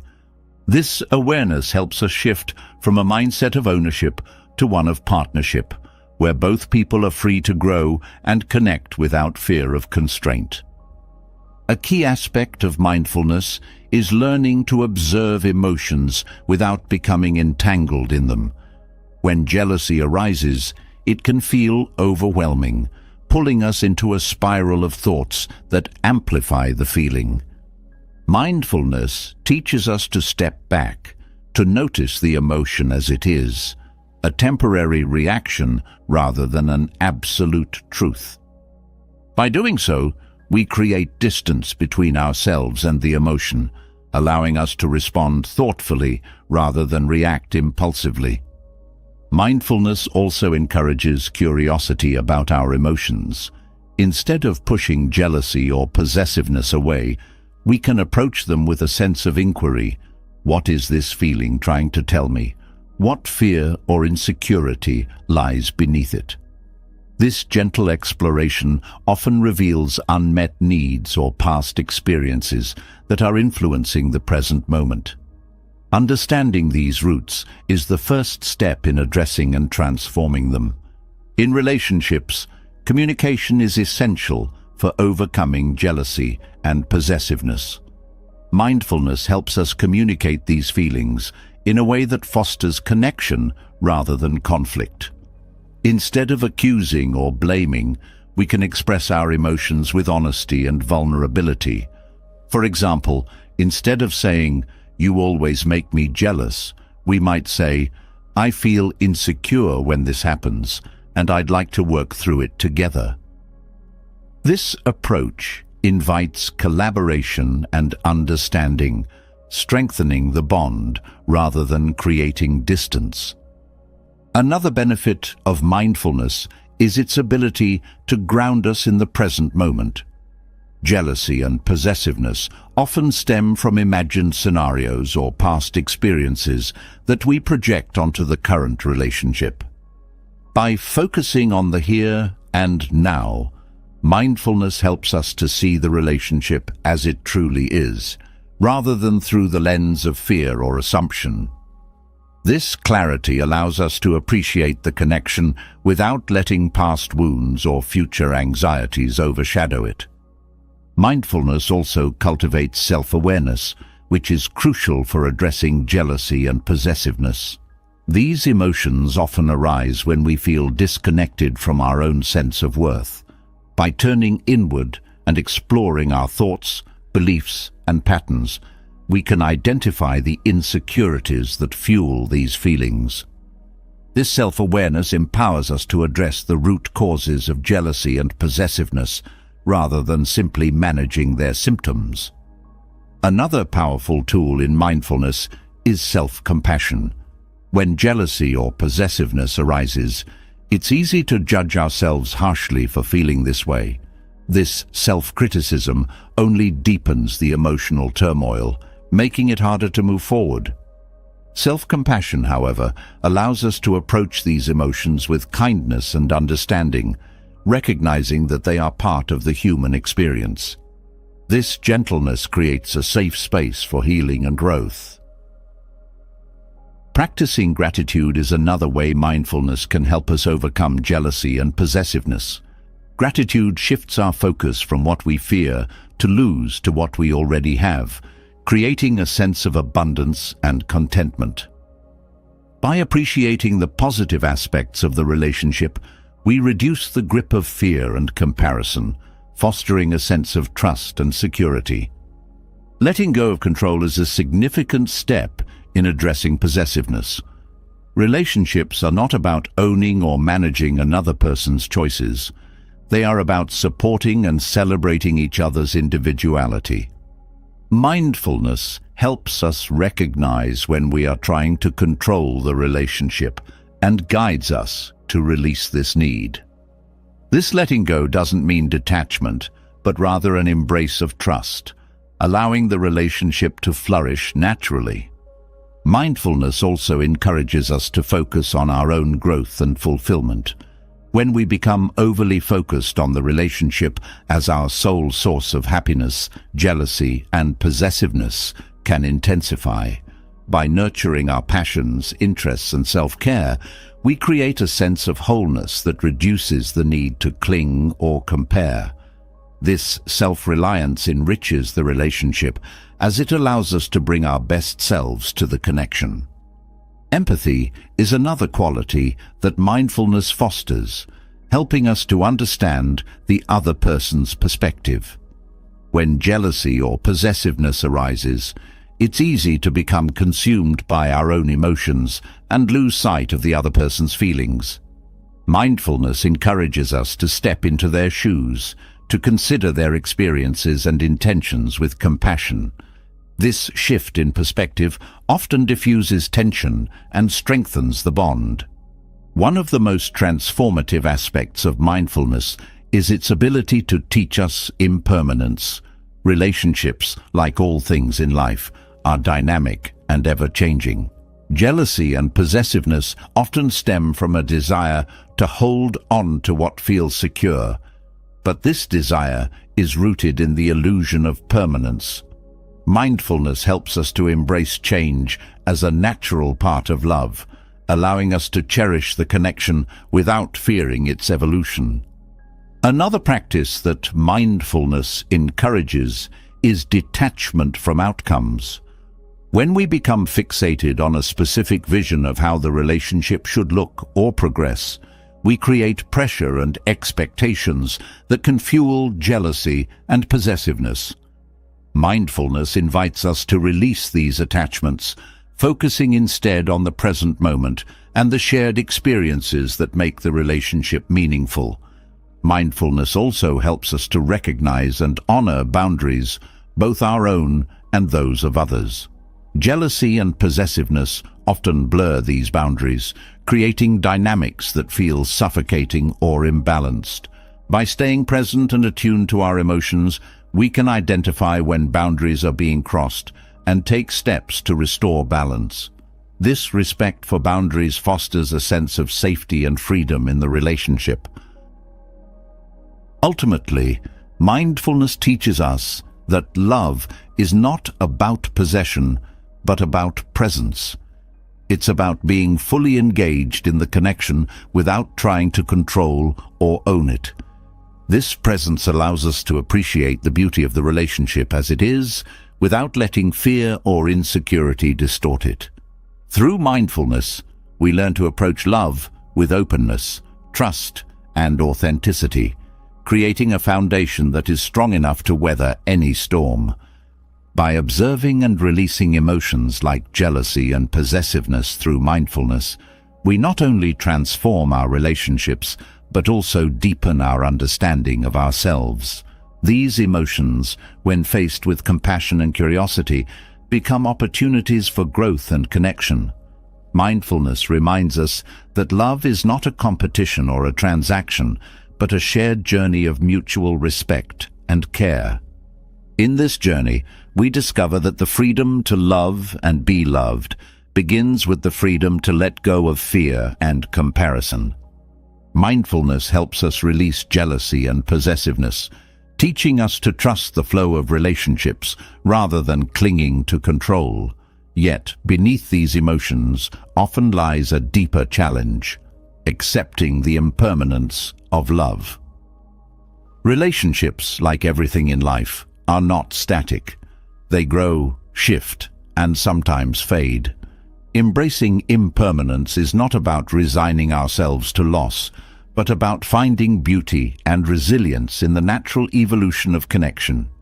It's about cherishing the present without being weighed down by fear of change or the longing for permanence. Impermanence is an undeniable truth of life. Everything we hold dear, relationships, experiences, even the people we love, is subject to change. This reality can feel daunting because it highlights how little control we have over the things we value most. But impermanence is also what makes love precious. When we recognize that nothing lasts forever, we are reminded to treasure the moments we have now rather than taking them for granted. One of the first steps in embracing impermanence is shifting our perspective on change. Often we view change as something to resist or fear, especially in relationships. But change is not inherently negative. It's a natural part of growth. Just as seasons transform the landscape, relationships evolve as individuals grow and circumstances shift. This evolution doesn't diminish the value of love. It enhances it, as it reflects the dynamic, living nature of connection. Accepting impermanence requires letting go of the need for certainty. In relationships, we often seek guarantees, promises that the connection will never fade or that the other person will remain the same. These assurances, while comforting, are ultimately illusions. Love thrives not because it is certain, but because it is alive. By releasing the need for guarantees, we create space for the relationship to unfold authentically, without the weight of unrealistic expectations. Impermanence also invites us to redefine what it means for a relationship to succeed. Success is not measured by how long a relationship lasts, but by the depth and authenticity of the connection. A relationship that lasts a lifetime, but is filled with resentment or indifference, is not necessarily more meaningful than one that ends after a few years, but was marked by genuine love and growth. Embracing impermanence helps us to focus on the quality of the relationship rather than its duration. Gratitude plays a vital role in accepting impermanence. When we appreciate the moments we share with others, we become less preoccupied with how long those moments will last. Gratitude anchors us in the present, reminding us that the value of a relationship lies not in its permanence, but in the joy, lessons, and connection it brings.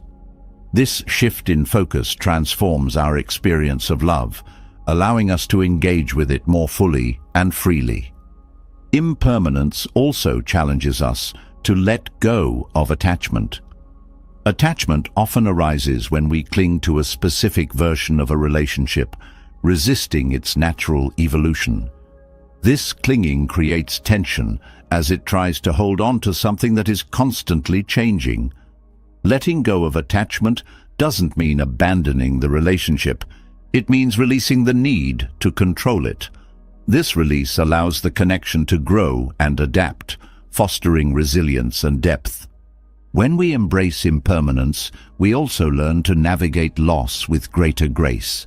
Loss is an inevitable part of love, whether it comes through the end of a relationship, physical separation, or the passing of a loved one.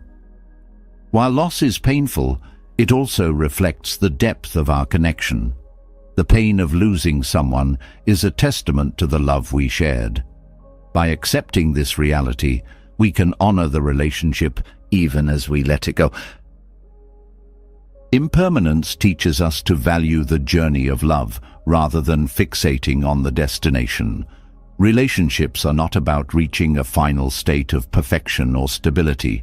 They are about growing, learning, and connecting along the way. This perspective helps us to approach love with curiosity and openness, embracing each stage of the relationship as an opportunity for discovery. Impermanence also deepens our capacity for forgiveness. When we hold on to grievances or resentments, we create a sense of permanence around the pain, as if it defines the entire relationship. Embracing impermanence reminds us that people change and that mistakes do not have to define them.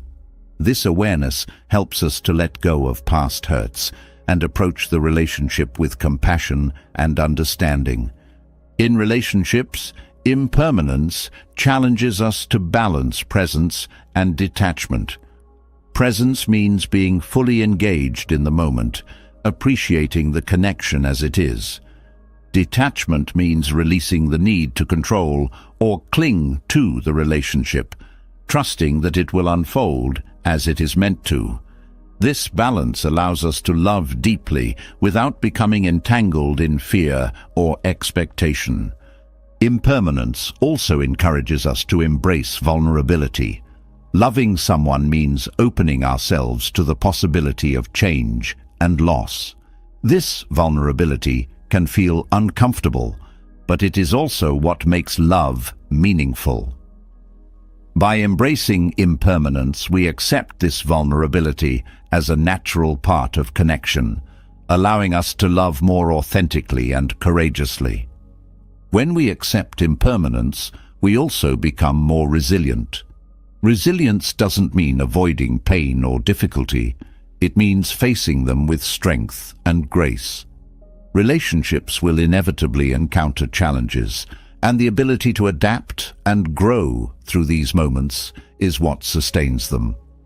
Embracing impermanence helps us to approach these challenges with a mindset of growth rather than resistance.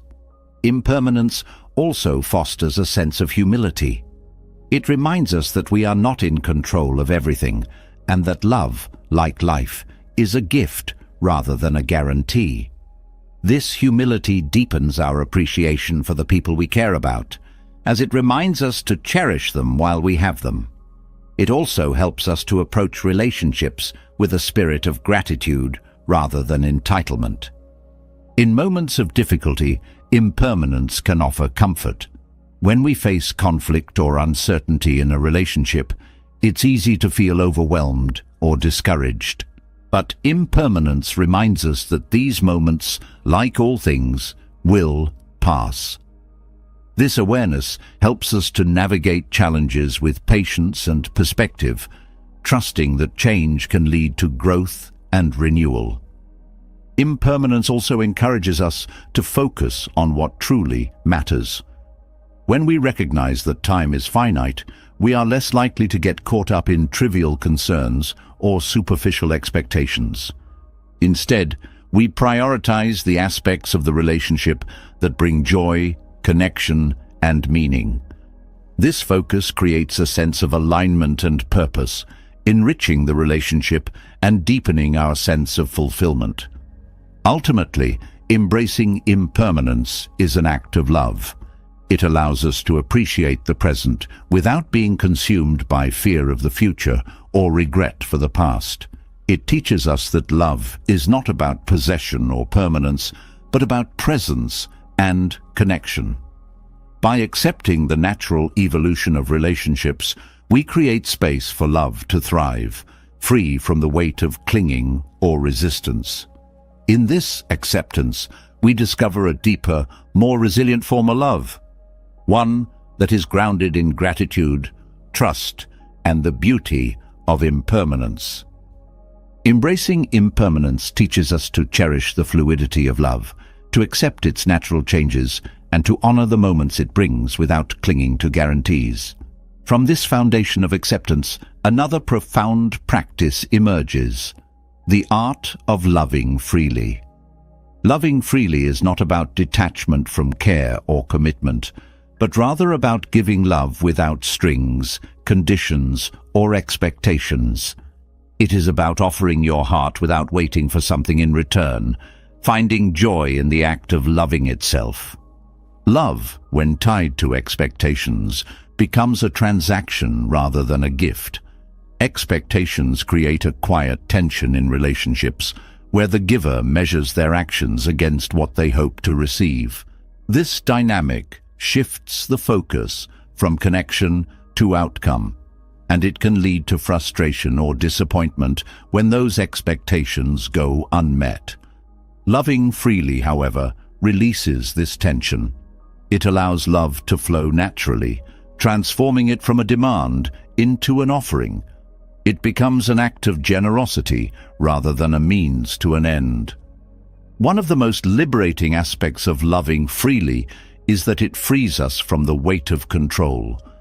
When we give love with expectations, we often try to shape the other person's response. We may look for validation, appreciation, or reciprocation, and when these responses don't align with our hopes, it can lead to resentment. Loving freely removes this pressure.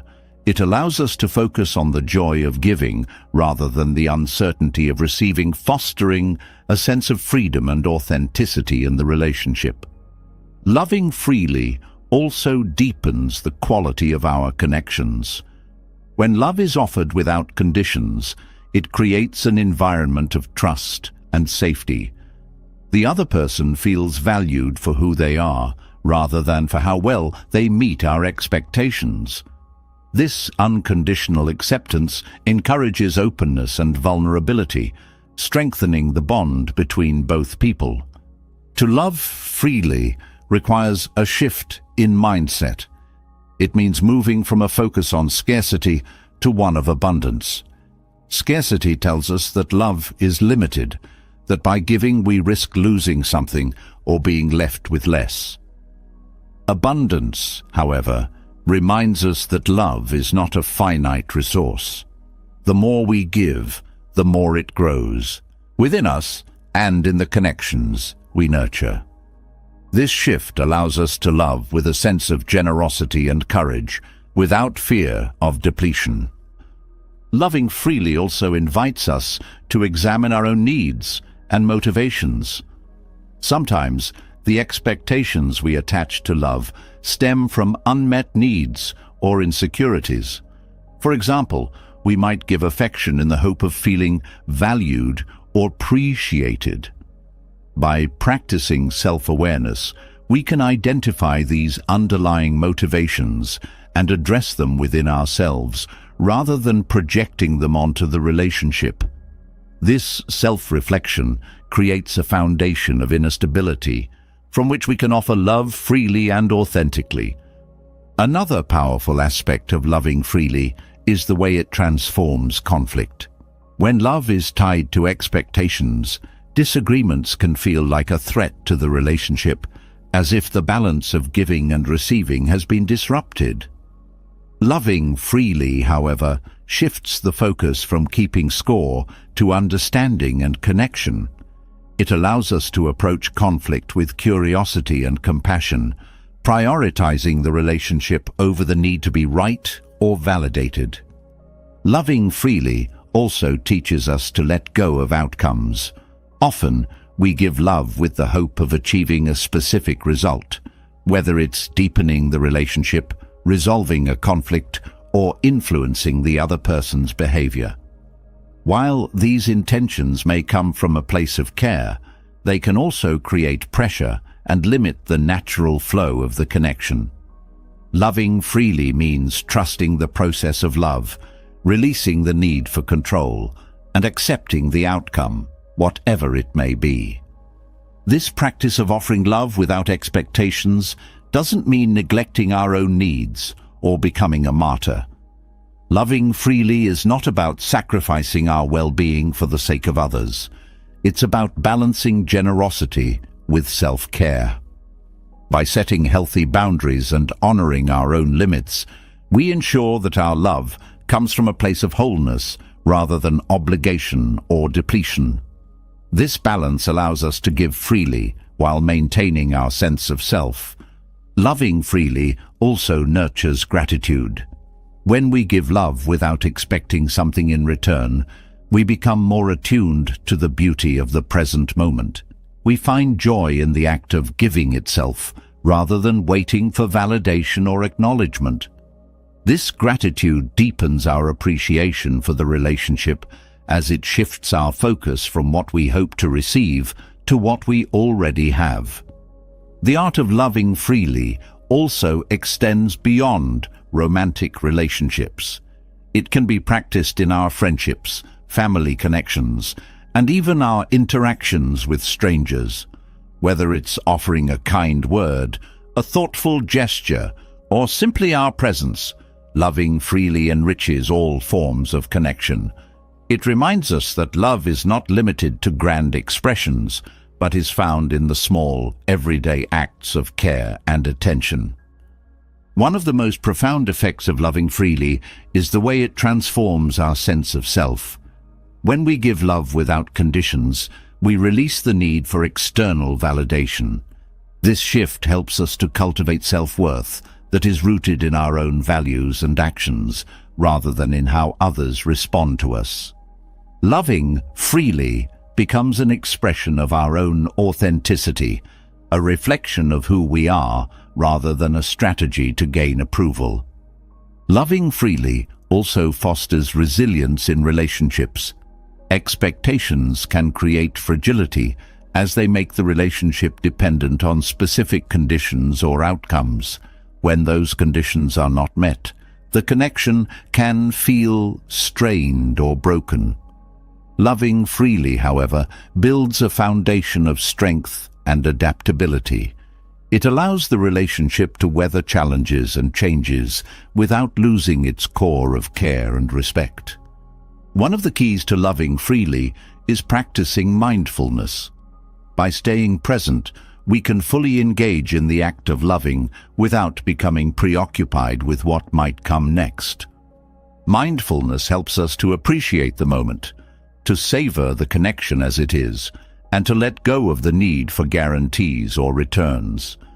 This presence transforms love into a gift, freely given and freely received. Loving freely also invites us to embrace vulnerability.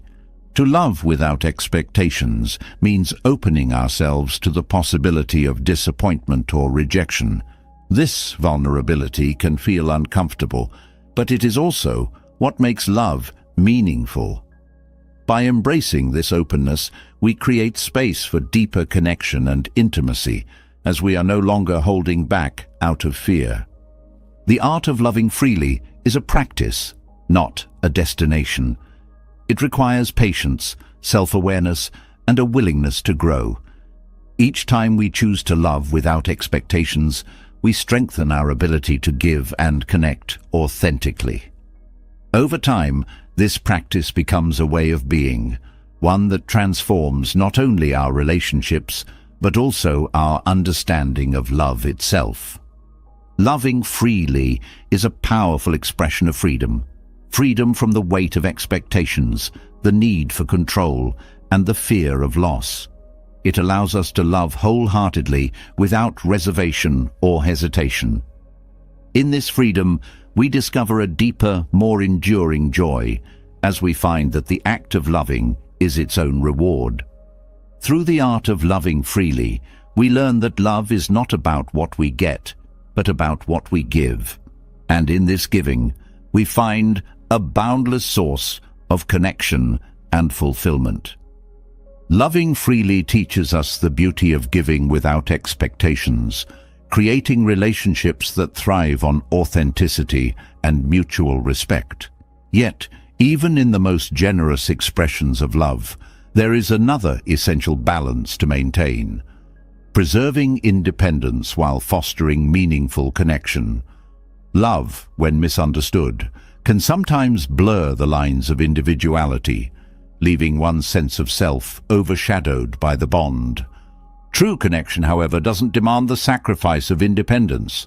Instead, it thrives when two complete individuals come together, enriching each other's lives without losing themselves. Maintaining independence in a relationship begins with self-awareness. It's about understanding who you are, what you value, and what drives you. This awareness acts as an anchor, keeping you grounded in your individuality while navigating the tides of connection. Without this sense of self, it's easy to become overly influenced by the relationship, leading to a loss of personal identity.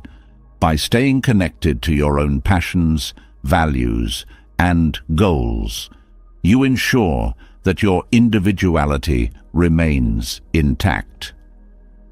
Independence is not about isolation or self-reliance to the exclusion of others. It's about cultivating a life that is fulfilling on its own, where your happiness and sense of purpose don't depend entirely on the relationship. This self-sufficiency allows you to approach the connection from a place of abundance rather than need, offering your presence and care without the pressure of making the other person responsible for your well-being. Connection, on the other hand, is the bridge that allows two individuals to share their lives meaningfully. It's about creating a space where both people feel valued, supported, and understood. Balancing connection and independence means weaving these two elements together, ensuring that the bond enhances your life without consuming it. This balance creates a dynamic relationship where both people can grow individually and together. One of the challenges in balancing independence and connection is managing boundaries. Independence requires space to pursue your own interests and maintain your identity, while connection involves sharing and intertwining parts of your life with another person. Boundaries help to define where one ends and the other begins, ensuring that both individuals feel respected and free. Clear communication about these boundaries fosters understandings and prevents misunderstandings. Balancing independence and connection also involves mutual respect. Respecting the other person's individuality means honoring their need for space, acknowledging their passions, and supporting their growth. At the same time, it's important to advocate for your own needs, ensuring that the relationship doesn't overshadow your identity. This mutual respect creates a foundation of equality and trust, where both people feel valued for who they are. Time plays a crucial role in this balance. Spending quality time together strengthens the bond, but it's equally important to spend time apart, nurturing your own interests and relationships. This separation doesn't weaken the connection. It strengthens it by allowing both individuals to bring fresh energy, perspectives, and experiences into the relationship. It prevents dependency and keeps the dynamic vibrant and engaging. Independence within a relationship also fosters resilience. When both people maintain their sense of self, they are better equipped to navigate challenges and changes. They can support each other without losing their own footing, creating a partnership that is adaptable and strong.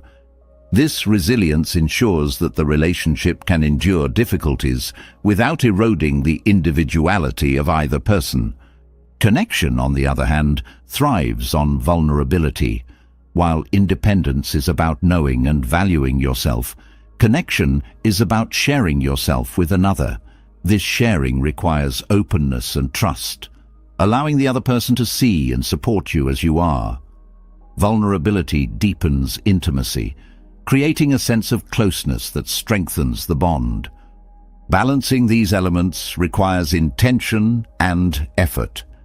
It's easy to lean too heavily toward one side, becoming overly independent and detached, or overly connected and enmeshed. Both extremes can create tension in the relationship, as one person may feel neglected while the other feels overwhelmed. Striking a balance means continually assessing and adjusting, ensuring that both independence and connection are nurtured. Self-care is an essential part of maintaining independence. When you prioritize your physical, emotional, and mental well-being, you ensure that you are bringing your best self to the relationship. This self-care might involve pursuing hobbies, spending time with friends, or simply taking time to recharge. By taking care of yourself, you create a foundation of strength and stability that enhances the connection. Supporting your partner's independence is equally important.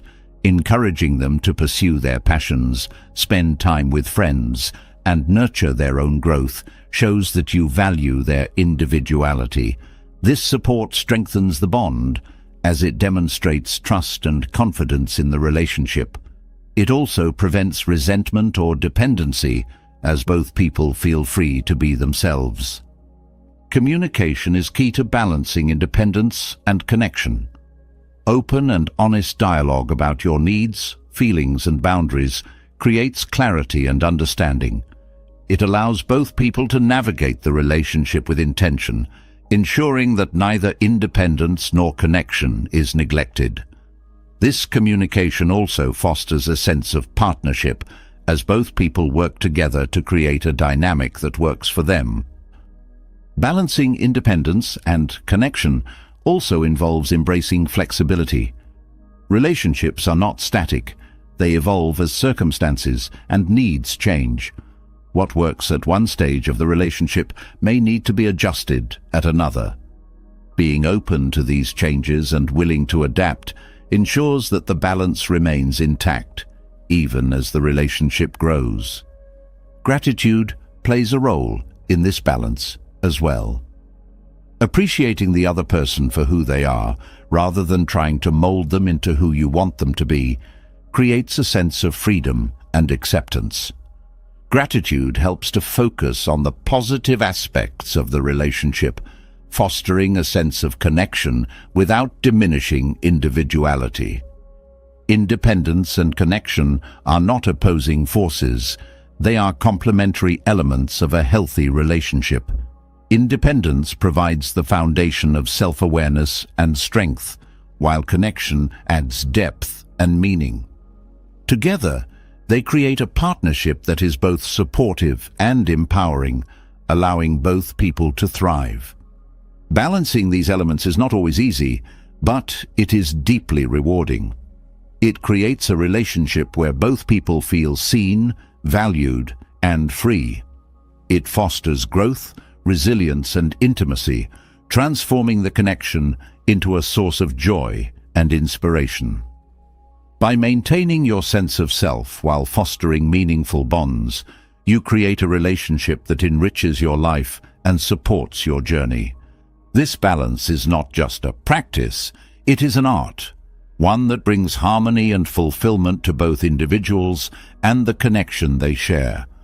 Balancing independence and connection creates a relationship where both individuals thrive together while preserving their own identities. Yet, even in this balance, the subtle desire to control, whether it's outcomes, emotions, or the other person, can disrupt the harmony of love. Releasing control doesn't mean abandoning care or effort.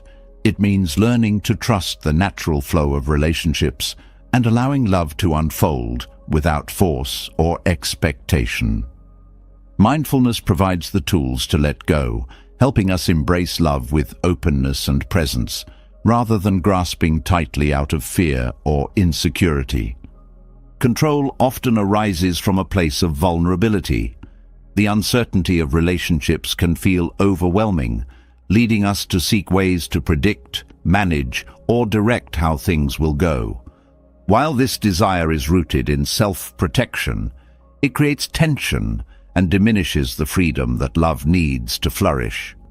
Mindfulness helps us become aware of this impulse, showing us how to soften our grip and trust the connection itself. One of the most profound ways mindfulness helps us release control is by grounding us in the present moment. Control often stems from fear of the future or attachment to a specific outcome. By focusing on the here and now, mindfulness allows us to fully experience the relationship as it is, rather than trying to shape it into what we think it should be. This presence creates a space for love to grow authentically, free from the constraints of control. Mindfulness also encourages us to observe our thoughts and emotions without judgment.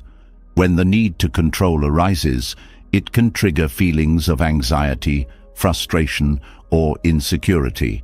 Instead of reacting to these emotions, mindfulness teaches us to acknowledge them with curiosity and compassion. This awareness helps us to understand the root of our need for control, whether it's fear of loss, past experiences, or unmet needs, and to address these underlying issues rather than projecting them onto the relationship. Letting go of control also requires embracing vulnerability. Control often acts as a shield, protecting us from the discomfort of uncertainty or the fear of being hurt. While vulnerability can feel uncomfortable, it is essential for deep connection. Mindfulness helps us to approach vulnerability with courage, allowing us to open our hearts fully and trust in the strength of the relationship. Practicing acceptance is another key aspect of mindfulness that helps us release control. Acceptance doesn't mean resigning ourselves to things we dislike or ignoring challenges. It means recognizing and allowing reality as it is, without resistance. In relationships, this might mean accepting the other person's differences, emotions, or choices without trying to change them. This acceptance creates a foundation of respect and trust, allowing both people to feel valued and free. Mindfulness also teaches us to let go of attachment to specific outcomes. Relationships are dynamic and ever-changing, and holding on to a fixed idea of how things should be can create frustration and disappointment. By releasing these attachments, we create space for the relationship to evolve naturally, embracing its growth and transformation rather than resisting it. This openness allows us to experience love more fully, without the weight of unmet expectations. Another way mindfulness helps us release control is by cultivating self-awareness. Control often arises when we project our own fears, insecurities, or desires onto the relationship. By turning inward and exploring these emotions, we can take responsibility for our own feelings, rather than trying to manage the other person's behavior. This self-awareness creates clarity and empowers us to approach the relationship with honesty and authenticity. Trust is an essential element of letting go of control, and mindfulness strengthens this trust by fostering a sense of inner stability. When we trust ourselves, our values, intentions, and ability to navigate challenges, we are less likely to rely on control as a means of feeling secure. This self-trust extends to the relationship, allowing us to believe in the connection and its ability to thrive without constant intervention. Practicing gratitude also helps us release control. Control often focuses on what we fear losing or what we want to change. Gratitude shifts our perspective, reminding us of the beauty and value of what we already have. By appreciating the present moment and the connection as it is, we reduce the need to grasp or manipulate, creating a sense of contentment and ease. Mindfulness encourages us to approach relationships with curiosity rather than expectation. Curiosity allows us to explore and understand the other person without trying to predict or direct their behavior. This openness fosters a deeper connection, as it invites both people to show up authentically without fear of judgment or control. It transforms the relationship into a space of discovery rather than a predetermined script. Releasing control also involves setting intentions rather than expectations. Intentions focus on how we show up in the relationship, our attitudes, actions, and mindset, rather than trying to dictate how the other person should respond. This shift empowers us to take responsibility for our own role in the connection while respecting the other person's autonomy. Mindfulness helps us to recognize and break patterns of control in subtle ways. For example, we might notice when we interrupt or dominate conversations, attempt to fix the other person's emotions, or seek constant reassurance. By bringing awareness to these behaviors, we can choose to respond differently, creating a more balanced and respectful dynamic in the relationship. Letting go of control doesn't mean neglecting the relationship or becoming passive. It means approaching the connection with trust, presence, and authenticity. Mindfulness helps us to find this balance, showing us how to engage fully without grasping or forcing. This balance creates a relationship that feels free and alive, where both people can grow and connect without the constraints of control. Releasing control also enhances our ability to navigate challenges in relationships. Control often arises as a response to conflict or uncertainty, as we try to steer the situation toward a desired outcome. Mindfulness teaches us to approach these moments with patience and openness, allowing the resolution to unfold naturally rather than trying to force it. This approach fosters understanding and collaboration, strengthening the bond between both people. Mindfulness also reminds us that love is not about perfection or certainty. It's about presence and connection. By letting go of control, we allow the relationship to be a reflection of both people's true selves, rather than a projection of our own fears or desires. This authenticity creates a deeper and more meaningful connection, as it is grounded in mutual respect and trust. Ultimately, releasing control in love is an act of freedom, for both ourselves and the relationship. It allows us to approach love with an open heart, embracing its beauty and complexity without fear or resistance. Through mindfulness, we learn to trust the flow of connection, finding joy in the present moment and the journey it unfolds. This practice transforms love into a space of acceptance, where both individuals can thrive and grow together in harmony. Letting go of control frees relationships to grow naturally, fostering trust and authenticity. Yet, as we embrace practices like detachment, a quieter but deeply personal challenge often emerges: the weight of guilt. Detachment, though rooted in love and respect, is frequently misunderstood. It can feel like turning away from care or commitment, even when it's about creating space for healthier connections. Navigating guilt while practicing detachment requires clarity, compassion, and a deeper understanding of what detachment truly means in relationships. Guilt often arises because detachment is mistakenly equated with indifference or coldness. This misconception can leave us questioning whether stepping back or releasing expectations makes us less caring. In reality, detachment is the opposite of disengagement. It is a conscious act of loving with freedom, without trying to control or cling. It allows us to honor the other person's individuality and journey while maintaining our own sense of balance and self-respect. One of the first steps in addressing guilt is redefining what detachment means. Detachment does not mean abandoning care, love, or support. It means letting go of the need to dictate or shape the relationship according to our desires. It means trusting that the connection will thrive on mutual respect and authenticity, rather than being held together by control or dependency. This shift in perspective helps to dissolve guilt by showing that detachment is a form of love, not a rejection of it. Guilt often stems from internalized beliefs about responsibility in relationships. We may feel that it's our duty to ensure the other person's happiness or to meet all their needs.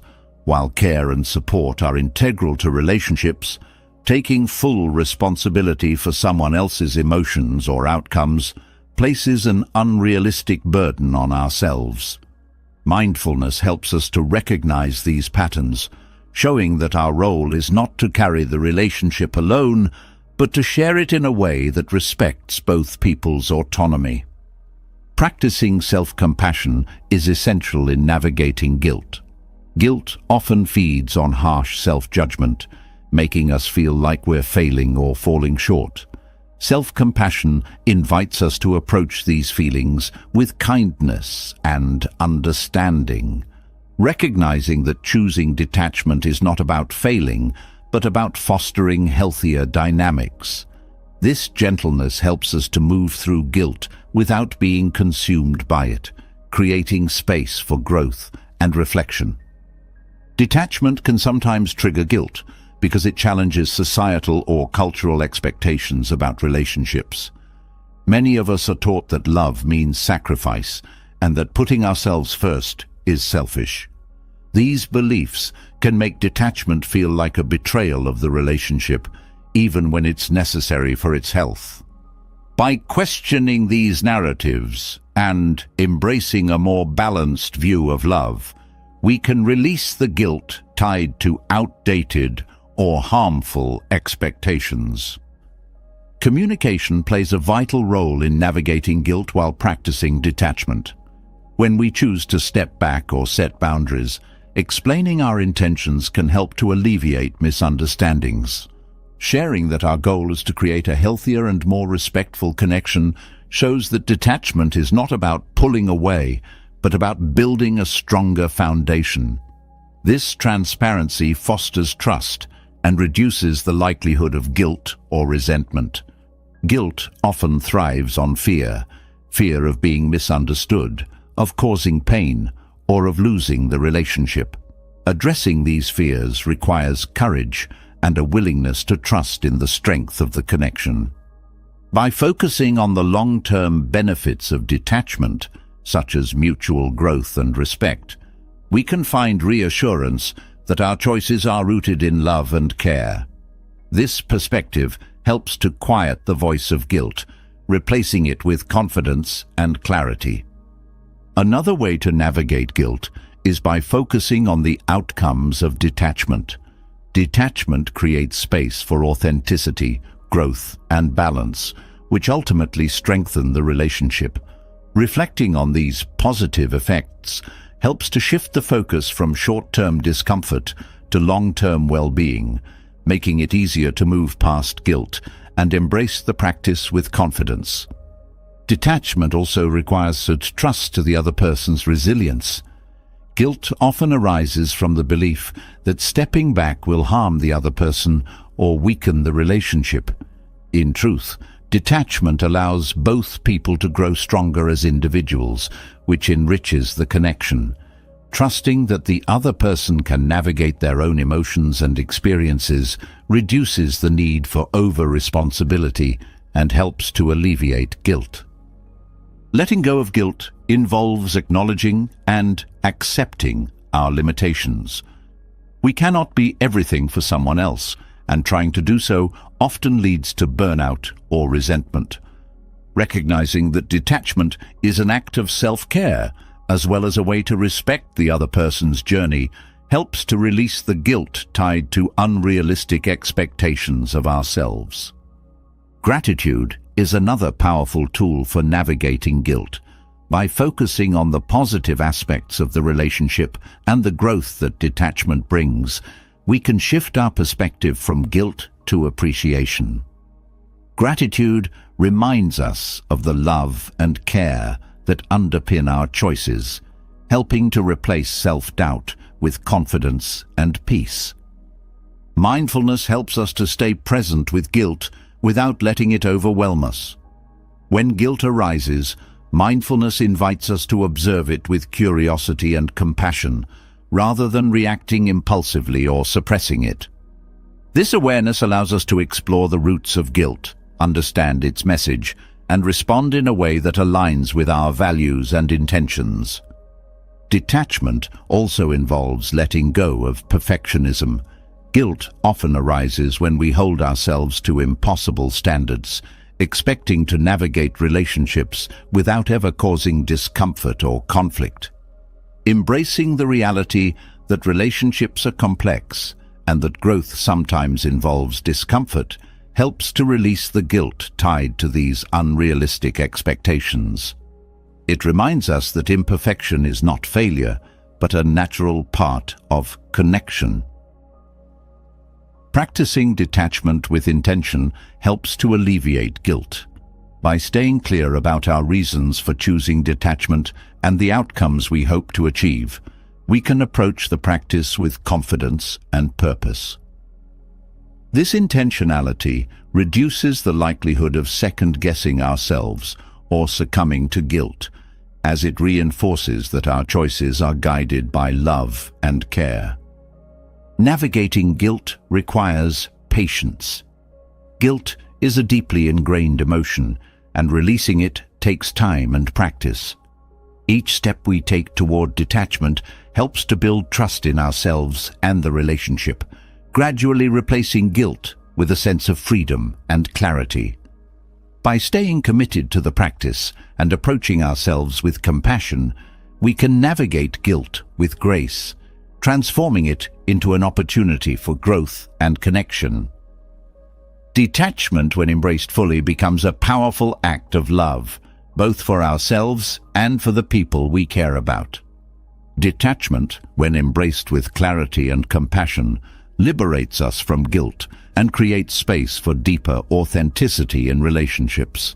But this is only the beginning of what love can offer when practiced with openness and freedom. Loving as a practice of growth and freedom transforms relationships from spaces of dependency into pathways of mutual evolution. It invites us to explore how letting go of attachment enhances emotional resilience, deepens intimacy, and allows both individuals to flourish independently and together. Love rooted in freedom is not bound by fear or need. It thrives on trust, respect, and the willingness to see each other as whole and evolving individuals. This form of love challenges us to step away from possessiveness and control, replacing them with a commitment to nurture each other's growth. By loving in this way, we create a connection that is not about holding on, but about walking alongside one another in mutual support. Practicing love as growth begins with a mindset shift. Traditional ideas of love often emphasize permanence and exclusivity, creating pressure to maintain a specific dynamic at all costs. This perspective can lead to stagnation, as both individuals become confined by the fear of change. Embracing love as a practice of growth, however, means welcoming evolution as a natural and enriching part of the relationship. It allows love to adapt and flourish, reflecting the ever-changing nature of life. This practice also encourages self-awareness. Growth within love starts with understanding our own patterns, needs, and aspirations. When we take the time to reflect on our inner world, we bring greater clarity and intention to the relationship. Self-awareness allows us to communicate openly and honestly, creating a foundation of trust and understanding. It also helps us to recognize when attachment or fear is holding us back, allowing us to choose love rooted in freedom instead. Emotional freedom within love is not about distancing ourselves, but about releasing the barriers that prevent genuine connection. When we let go of attachment, we remove the weight of expectations that often cloud relationships. This creates space for vulnerability and openness, where both people feel free to express their true selves without fear of judgment or rejection. Emotional freedom fosters a sense of safety and intimacy that strengthens the bond. Loving with freedom also means celebrating individuality. Each person brings their own experiences, dreams, and passions to the relationship, and honoring these differences enriches the connection. Instead of trying to merge identities or control each other's choices, love as growth allows both people to shine in their uniqueness. This celebration of individuality creates a dynamic and inspiring partnership where both feel valued and respected. Freedom in love also encourages us to embrace uncertainty. Relationships, like all aspects of life, are unpredictable, and trying to control every aspect of them often leads to frustration and disconnection. By accepting the unknown, we cultivate trust in the relationship's ability to navigate challenges and changes. This trust allows love to thrive, even in the face of uncertainty, as it is rooted in faith rather than fear. Practicing love as growth also involves active listening. Truly hearing the other person's thoughts, feelings, and experiences deepens understanding and connection. It shows that we value their perspective and are committed to supporting their journey. This practice of listening creates a relationship where both people feel seen and heard, fostering a sense of mutual respect and care. Loving with freedom also means being willing to let go when necessary. Sometimes, growth within a relationship requires space or even separation. While this can be painful, it is also a profound act of love to release someone in order to honor their path. Letting go does not diminish the connection. It honors its truth and creates the possibility for continued growth, whether together or apart. Another aspect of lovers' freedom is nurturing resilience. Relationships are not free from challenges, and growth often involves discomfort or conflict. Loving with freedom means approaching these moments with patience and a willingness to learn. It involves seeing challenges as opportunities for growth rather than as threats to the relationship. This perspective strengthens the bond as both people work together to navigate difficulties with compassion and understanding. Gratitude plays a central role in this practice. Appreciating the present moment and the connection as it is helps to shift the focus from fear of loss to celebration of what is. Gratitude reminds us that love is a gift, not a possession, and that its value lies in the experiences and growth it brings.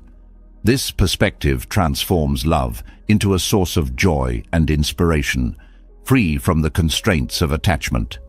Freedom in love also fosters creativity. When relationships are not bound by rigid expectations, they become spaces of exploration and discovery.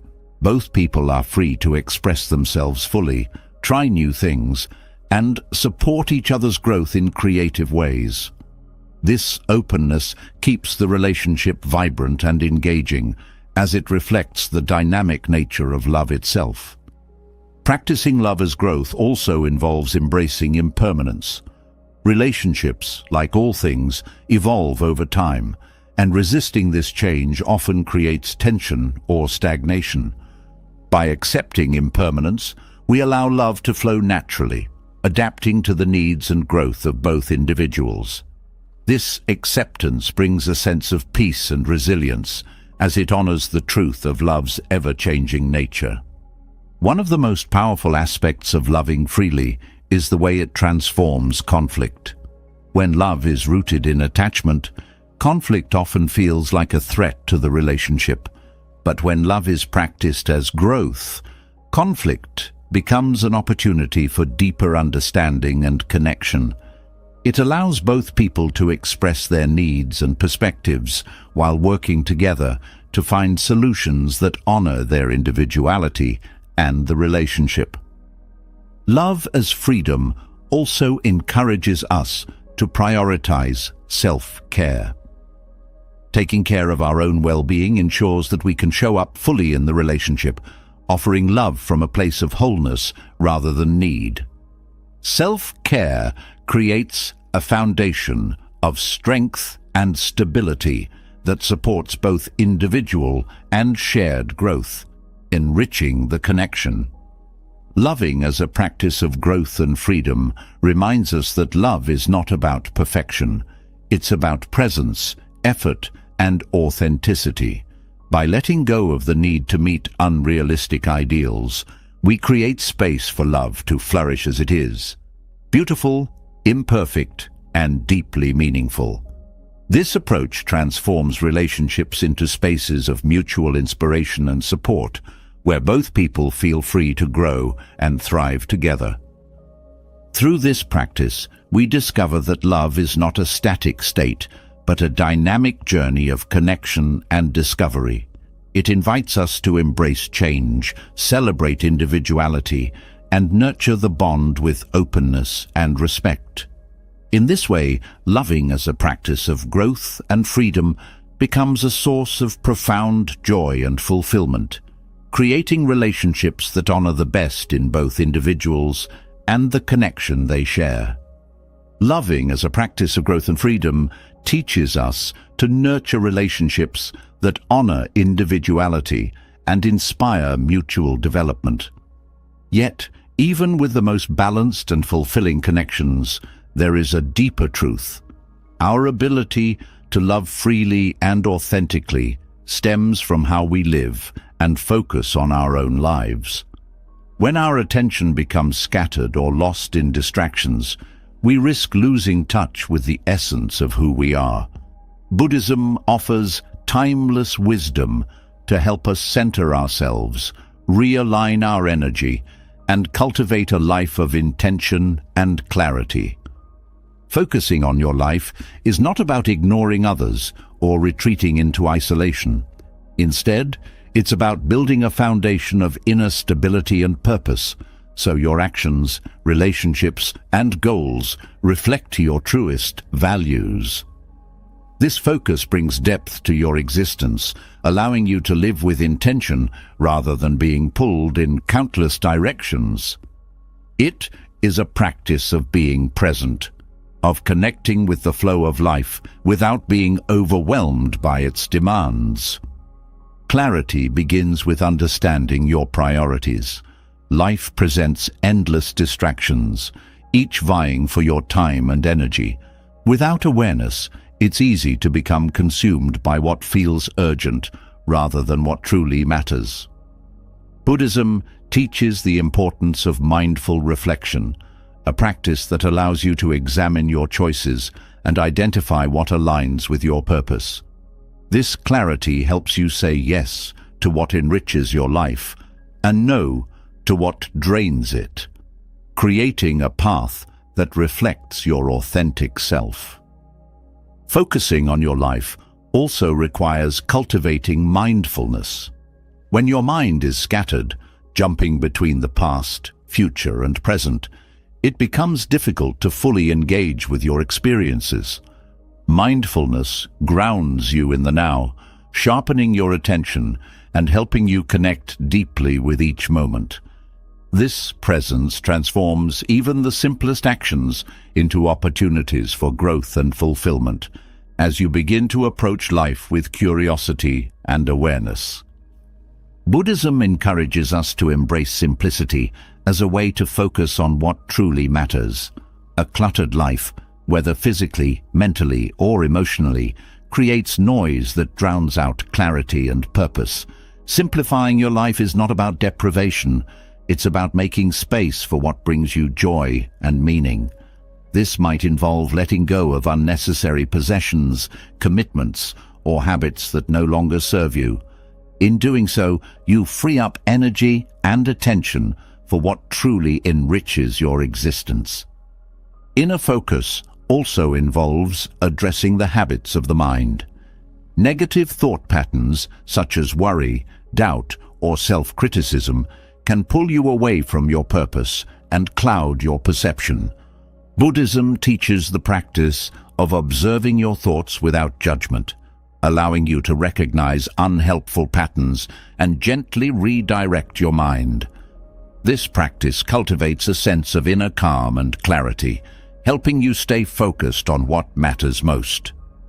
Gratitude is another powerful tool for centering your life. By appreciating what you already have, you shift your focus from lack to abundance. Gratitude helps you find fulfillment in the present, rather than constantly striving for something more.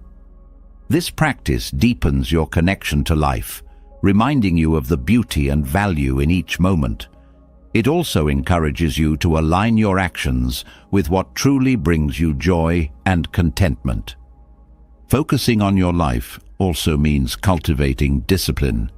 Discipline is not about rigid control, but about creating habits that support your goals and values. Buddhism emphasizes the importance of consistency and intention in building a life of meaning.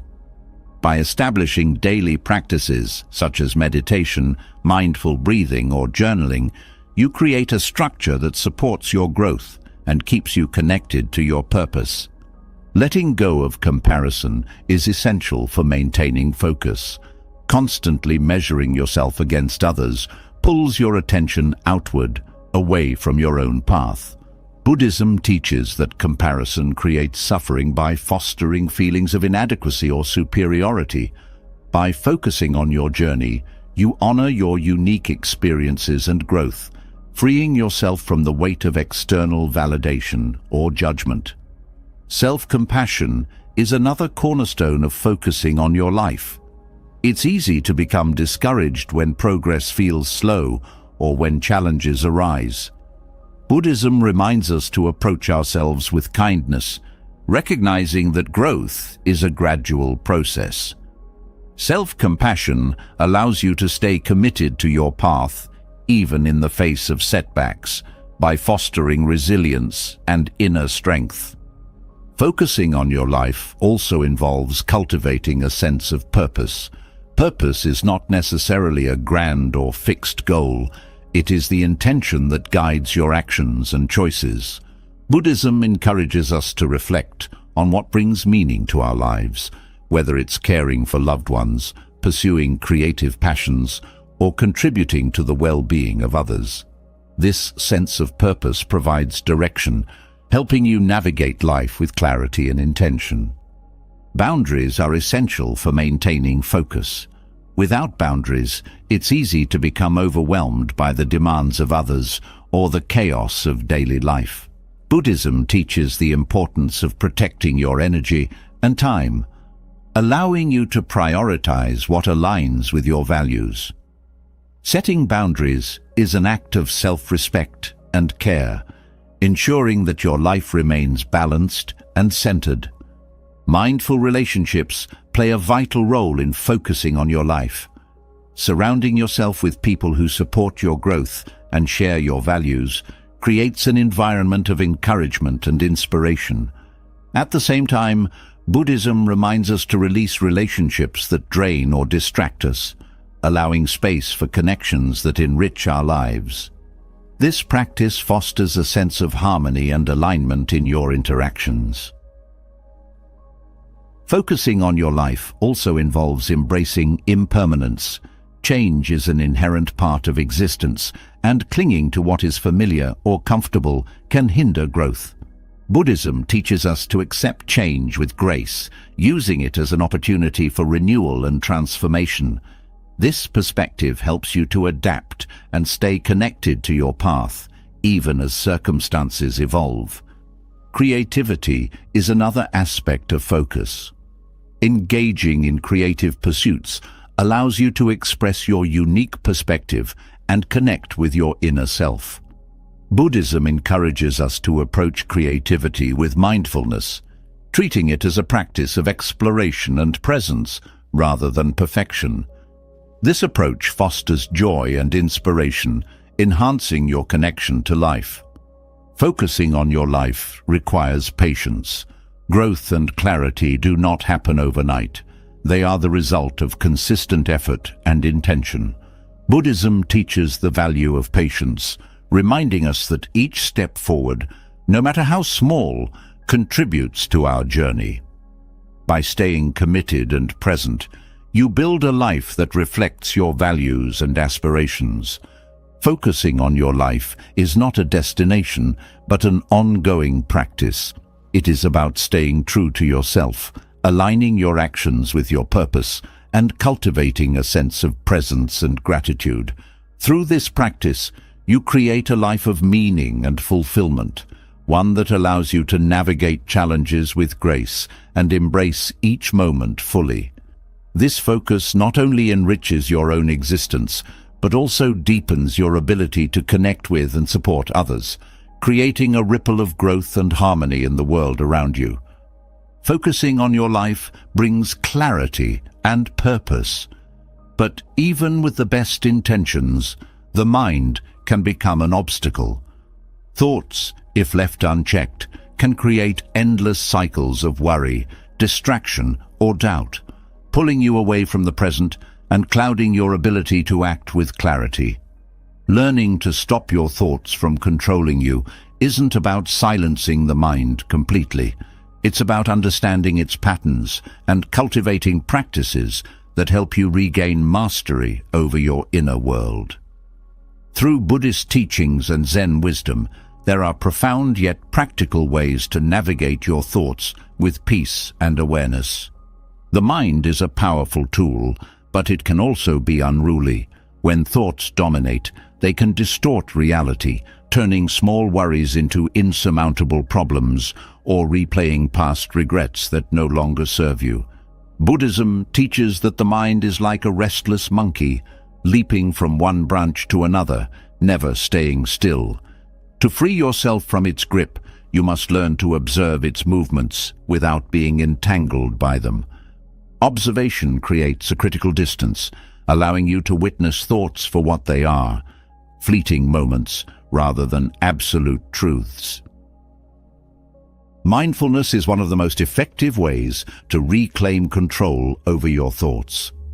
By anchoring yourself in the present moment, you reduce the power of thoughts that pull you into the past or future. Mindfulness doesn't mean banishing thoughts.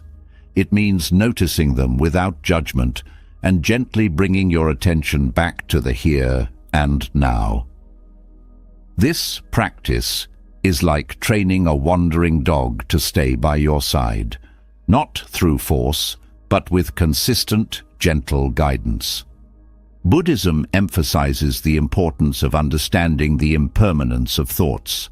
No matter how overwhelming a thought may feel, it is not permanent. It will pass, like clouds moving across the sky. By reminding yourself of this impermanence, you reduce the urge to react impulsively or cling to the thought. Instead, you allow it to come and go naturally without giving it more weight than it deserves. Breathing techniques are a simple yet transformative tool for managing intrusive thoughts. The breath is always with you, providing a steady rhythm to anchor your attention. By focusing on the sensation of each inhale and exhale, you redirect your mind away from the whirlwind of thoughts. This practice creates a calming effect, helping you regain control and clarity. Zen teachings often use stories to illustrate profound truths. One such story tells of a monk who carried a heavy sack everywhere he went. When asked why he didn't put it down, he replied, "It is my burden to bear." This reflects how we often carry the weight of unnecessary thoughts, believing they are ours to hold. The truth is, you can set them down. Recognizing what thoughts are worth carrying and which ones are better released is a key step in freeing yourself from mental control. Self-compassion plays a vital role in this journey. The mind can be harsh, replaying mistakes or criticizing actions. By treating yourself with kindness and understanding, you soften this internal dialogue. Self-compassion reminds you that everyone struggles with their thoughts and that progress, not perfection, is the goal. This shift creates space for growth and healing. Redirecting your focus is another powerful technique. When a thought becomes intrusive, shifting your attention to a constructive activity or sensory experience can break its hold. Whether it's walking in nature, engaging in a creative pursuit, or simply feeling the ground beneath your feet, redirecting focus helps to ground you in the present and disrupt the cycle of overthinking. Acceptance is at the heart of Buddhist wisdom. Resisting thoughts often strengthens their grip, creating a tug-of-war that leaves you feeling drained. Acceptance means acknowledging the thought without judgment or resistance. This doesn't mean agreeing with it. It means allowing it to exist without letting it define you. Through acceptance, you disarm the thought's power and create room for peace. Cultivating gratitude shifts your mental focus from negativity to abundance. When thoughts spiral into worry or self-doubt, pausing to reflect on what you're grateful for can change the narrative. Gratitude not only uplifts your mood, but also reminds you of the bigger picture, reducing the intensity of unhelpful thoughts. Buddhism also teaches the value of detachment. Thoughts often control us because we identify with them too closely, believing they define who we are. Detachment involves seeing thoughts as separate from yourself, as passing mental events rather than fixed parts of your identity. This perspective creates freedom, allowing you to choose which thoughts to engage with and which to let pass. Physical movement can also help quiet the mind. Activities like yoga, tai chi, or even a simple walk encourage a connection between body and mind, redirecting mental energy into physical flow. Movement integrates mindfulness into action, grounding you in the present and easing the grip of intrusive thoughts. Zen emphasizes the importance of simplicity. A cluttered mind often reflects a cluttered life. Simplifying your environment, schedule, or commitments can create mental space, reducing the overwhelm that fuels racing thoughts. Simplicity brings focus, clarity, and a sense of ease that allows you to approach life with greater presence. Meditation is perhaps the most well-known Buddhist practice for managing thoughts. Through regular meditation, you train your mind to sit with thoughts without reacting to them. Meditation strengthens your ability to observe, accept, and release, creating a foundation of calm that carries into daily life. Even a few minutes of daily meditation can create profound changes over time. Finding meaning in your thoughts can transform how you relate to them.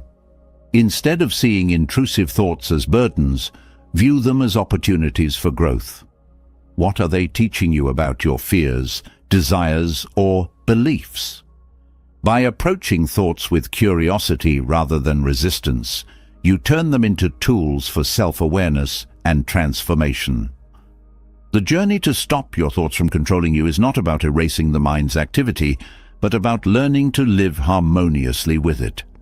These practices, rooted in Buddhist and Zen teachings, empower you to take back your inner freedom. As you cultivate these habits, you'll find that thoughts no longer dictate your actions or emotions, but instead become gentle companions on your path to peace and clarity. Through mindfulness, compassion, and intention, you reclaim the space to live fully, deeply, and freely. Gaining mastery over your thoughts frees your mind and allows you to engage fully with the present.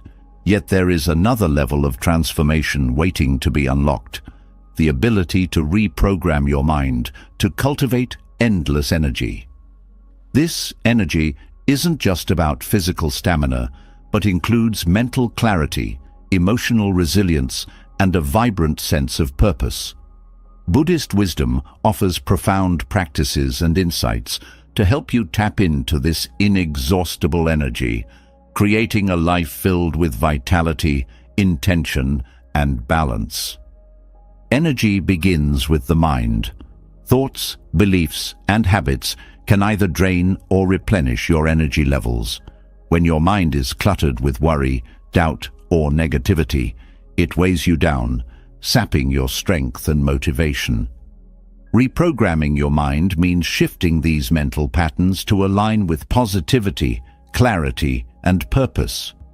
This transformation starts with awareness, recognizing the habits and thought cycles that drain you, and consciously choosing to cultivate those that uplift and energize.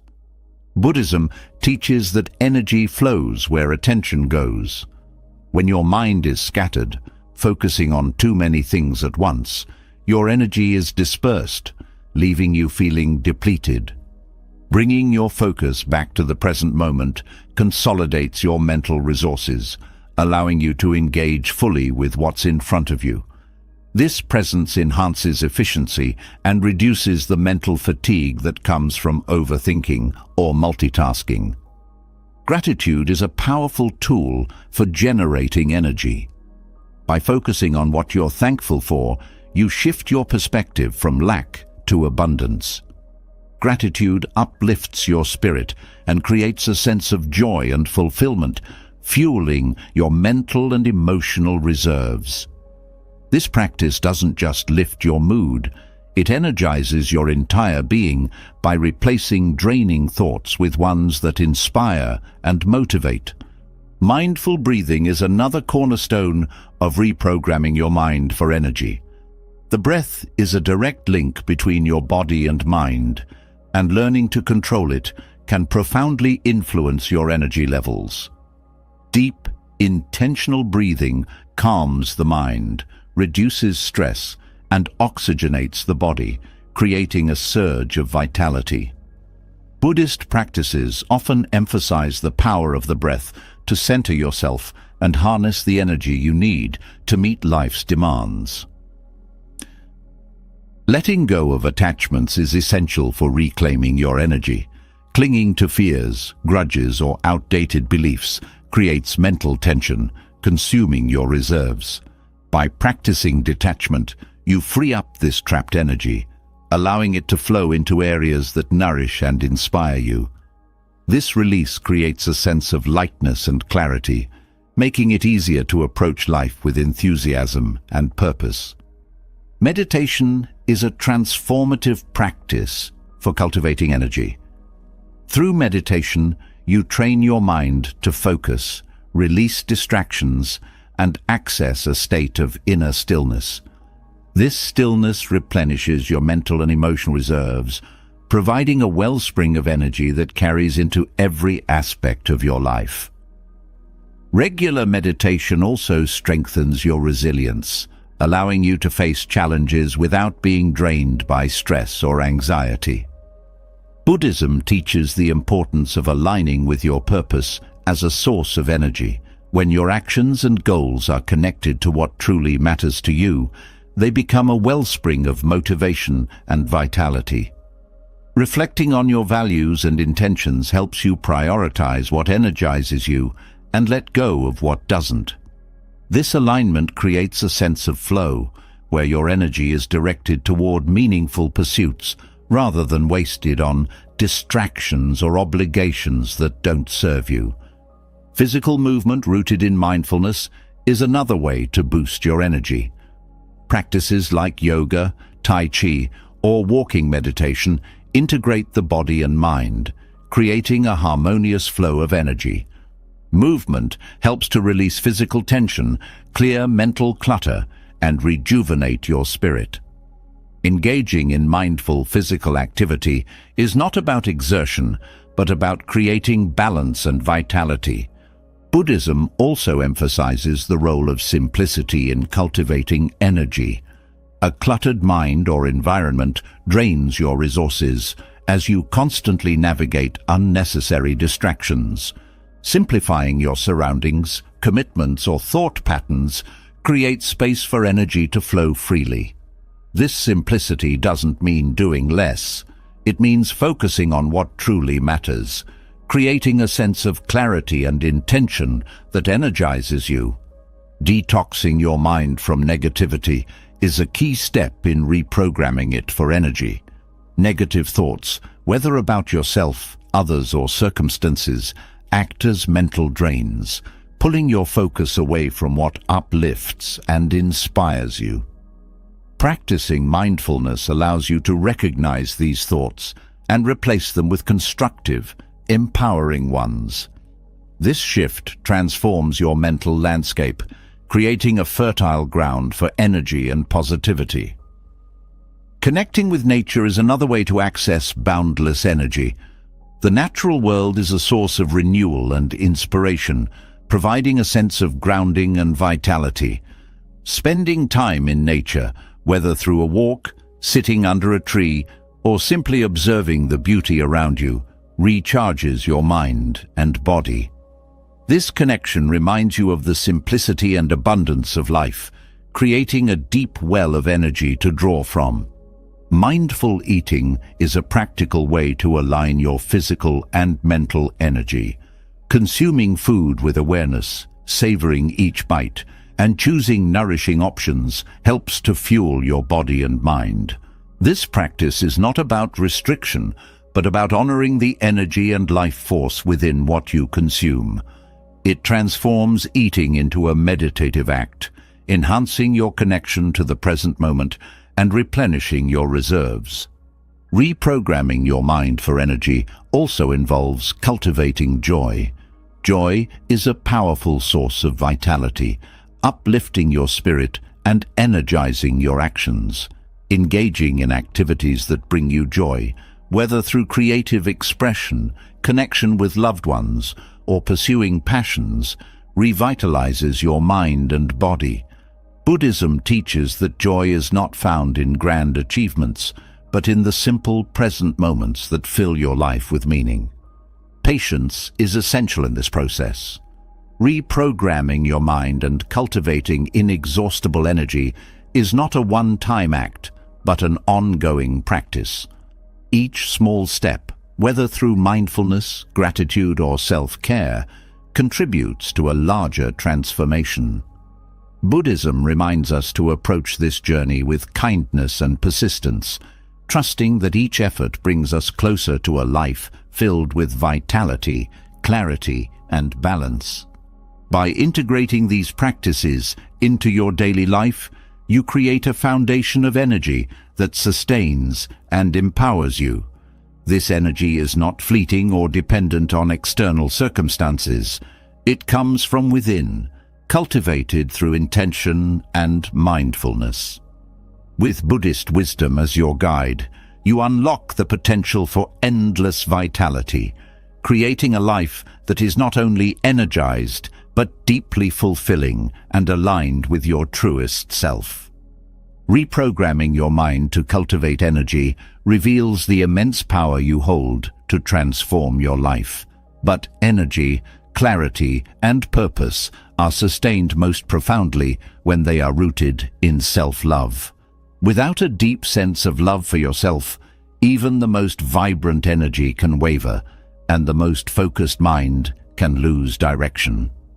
Buddhism and Zen teach that self-love is not a fleeting emotion, but a practice, a way of living with compassion, acceptance, and reverence for your own being. These teachings offer timeless guidance on how to nurture this love and unlock the strength and peace it brings. Loving oneself begins with self-awareness. To truly love yourself, you must know yourself, not the version shaped by external expectations or fleeting emotions, but the core of who you are. Self-awareness is cultivated by turning inward, observing your thoughts, feelings, and desires without judgment. It's about acknowledging your strengths and accepting your imperfections with kindness. This practice creates a foundation for self-love, as it allows you to embrace your authentic self rather than chasing an idealized version. Compassion is at the heart of Buddhist teachings on self-love. Compassion for oneself means treating yourself with the same kindness and understanding you would offer to a close friend. It involves recognizing that struggles, mistakes, and imperfections are part of the human experience, not personal failings. By practicing self-compassion, you create a safe space within yourself, a place where you can heal, grow, and thrive without fear of judgment or rejection. Letting go of self-criticism is another essential aspect of self-love. The inner voice that critiques and doubts can be one of the biggest obstacles to loving yourself. Buddhism encourages mindfulness as a way to quiet this voice, allowing you to observe it without attaching to its negativity. By recognizing that these thoughts are not truths, but passing mental events, you free yourself from their grip. This practice opens the door to a kinder and more supportive relationship with yourself. Gratitude plays a transformative role in self-love. Appreciating your own qualities, efforts, and achievements shifts your focus from what you lack to what you possess. Gratitude doesn't mean ignoring areas for growth. It means valuing who you are right now, while striving to become even more aligned with your highest self. This perspective creates a sense of wholeness and fulfillment, nurturing the love you feel for yourself. Buddhism teaches the importance of balance in loving oneself. True self-love is not about self-indulgence or narcissism. It's about caring for yourself in a way that supports your well-being and growth, while kun deti matu einsti mainsis. Balance means prioritizing your needs without neglecting your responsibilities, setting boundaries without isolating yourself, and pursuing joy without clinging to fleeting pleasures. This harmony allows self-love to flourish as a source of strength and guidance. Forgiveness is another cornerstone of self-love. Holding on to guilt, shame, or regret weighs heavily on the heart, preventing you from fully embracing yourself. Buddhism emphasizes the practice of forgiveness, not as a way to excuse mistakes, but as a way to release the burden they create. Forgiving yourself involves acknowledging your actions, learning from them, and letting go of the self-judgment that keeps you stuck. This act of release frees you to move forward with renewed love and acceptance. Presence is essential in the practice of self-love. Often we get caught up in comparing ourselves to others or longing for a different version of ourselves, whether in the past or the future. Buddhism teaches that true peace and love can only be found in the present moment. By grounding yourself in the now, you connect with the reality of who you are and the life you are living, creating space for genuine self-appreciation. Connecting with your body is another way to cultivate self-love. Your body is a vessel that carries you through life, and nurturing it with care and respect is an act of love. Mindful practices such as yoga, meditation, or simply paying attention to your breath help you develop a deeper connection with your physical self. This connection fosters gratitude and reverence for the body's strength and resilience, enhancing your overall sense of self-worth. Self-love also involves setting intentions rather than expectations. Expectations often lead to disappointment or self-judgment when things don't go as planned. Intentions, on the other hand, focus on how you approach life, your mindset, effort, and attitude, without attaching to specific outcomes. This shift allows you to embrace your journey with kindness and flexibility, cultivating love and acceptance for yourself along the way. Embracing impermanence is another Buddhist teaching that supports self-love. Change is a natural part of life, and clinging to a fixed image of yourself can create suffering. By accepting that you are constantly evolving, you allow yourself to grow and adapt without fear. This perspective nurtures self-love by celebrating the dynamic, ever-changing nature of who you are. Self-love is also about creating space for joy. Engaging in activities that bring you happiness and fulfillment reinforces your worth and nurtures your spirit. Whether it's pursuing a hobby, spending time in nature, or simply resting when you need to, prioritizing joy is a way to honor and love yourself. Buddhism teaches that joy is not found in external achievements, but in the simple present moments that connect you to your inner self. Compassion extends to how you speak to yourself. Words have power, and the language you use in your internal dialogue shapes your relationship with yourself. Speaking to yourself with kindness, encouragement, and understanding reinforces self-love, while harsh or critical words diminish it. This practice requires mindfulness, as it involves becoming aware of your self-talk and consciously choosing words that uplift rather than tear down. Self-love is a practice, not a destination. It is something you cultivate daily through your thoughts, actions, and intentions. Buddhism reminds us to approach this practice with patience and gentleness, knowing that growth takes time. Each small act of love and kindness toward yourself strengthens your foundation, creating a life rooted in compassion, balance, and joy. By embracing these teachings, you create a deeper connection with yourself, one that is not dependent on external validation or fleeting emotions. This love becomes a source of strength and peace, allowing you to navigate life with confidence and clarity. Through self-love, you unlock the ability to live authentically and share your light with the world. Love, without losing yourself, is not just an idea. It's a transformative journey. By embracing the principles of Buddhism and Zen, you learn to nurture authentic connections without clinging, to balance independence and intimacy, and to let love flow with trust, compassion, and freedom. Love, when practiced mindfully, becomes a force that strengthens you, enriches your relationships, and inspires you to live with purpose and peace. Letting go of attachments, embracing impermanence, and practicing loving kindness allow you to connect without fear and give without expectations. You discover that love is not about possession or control, but about growth, yours and that of those you care about.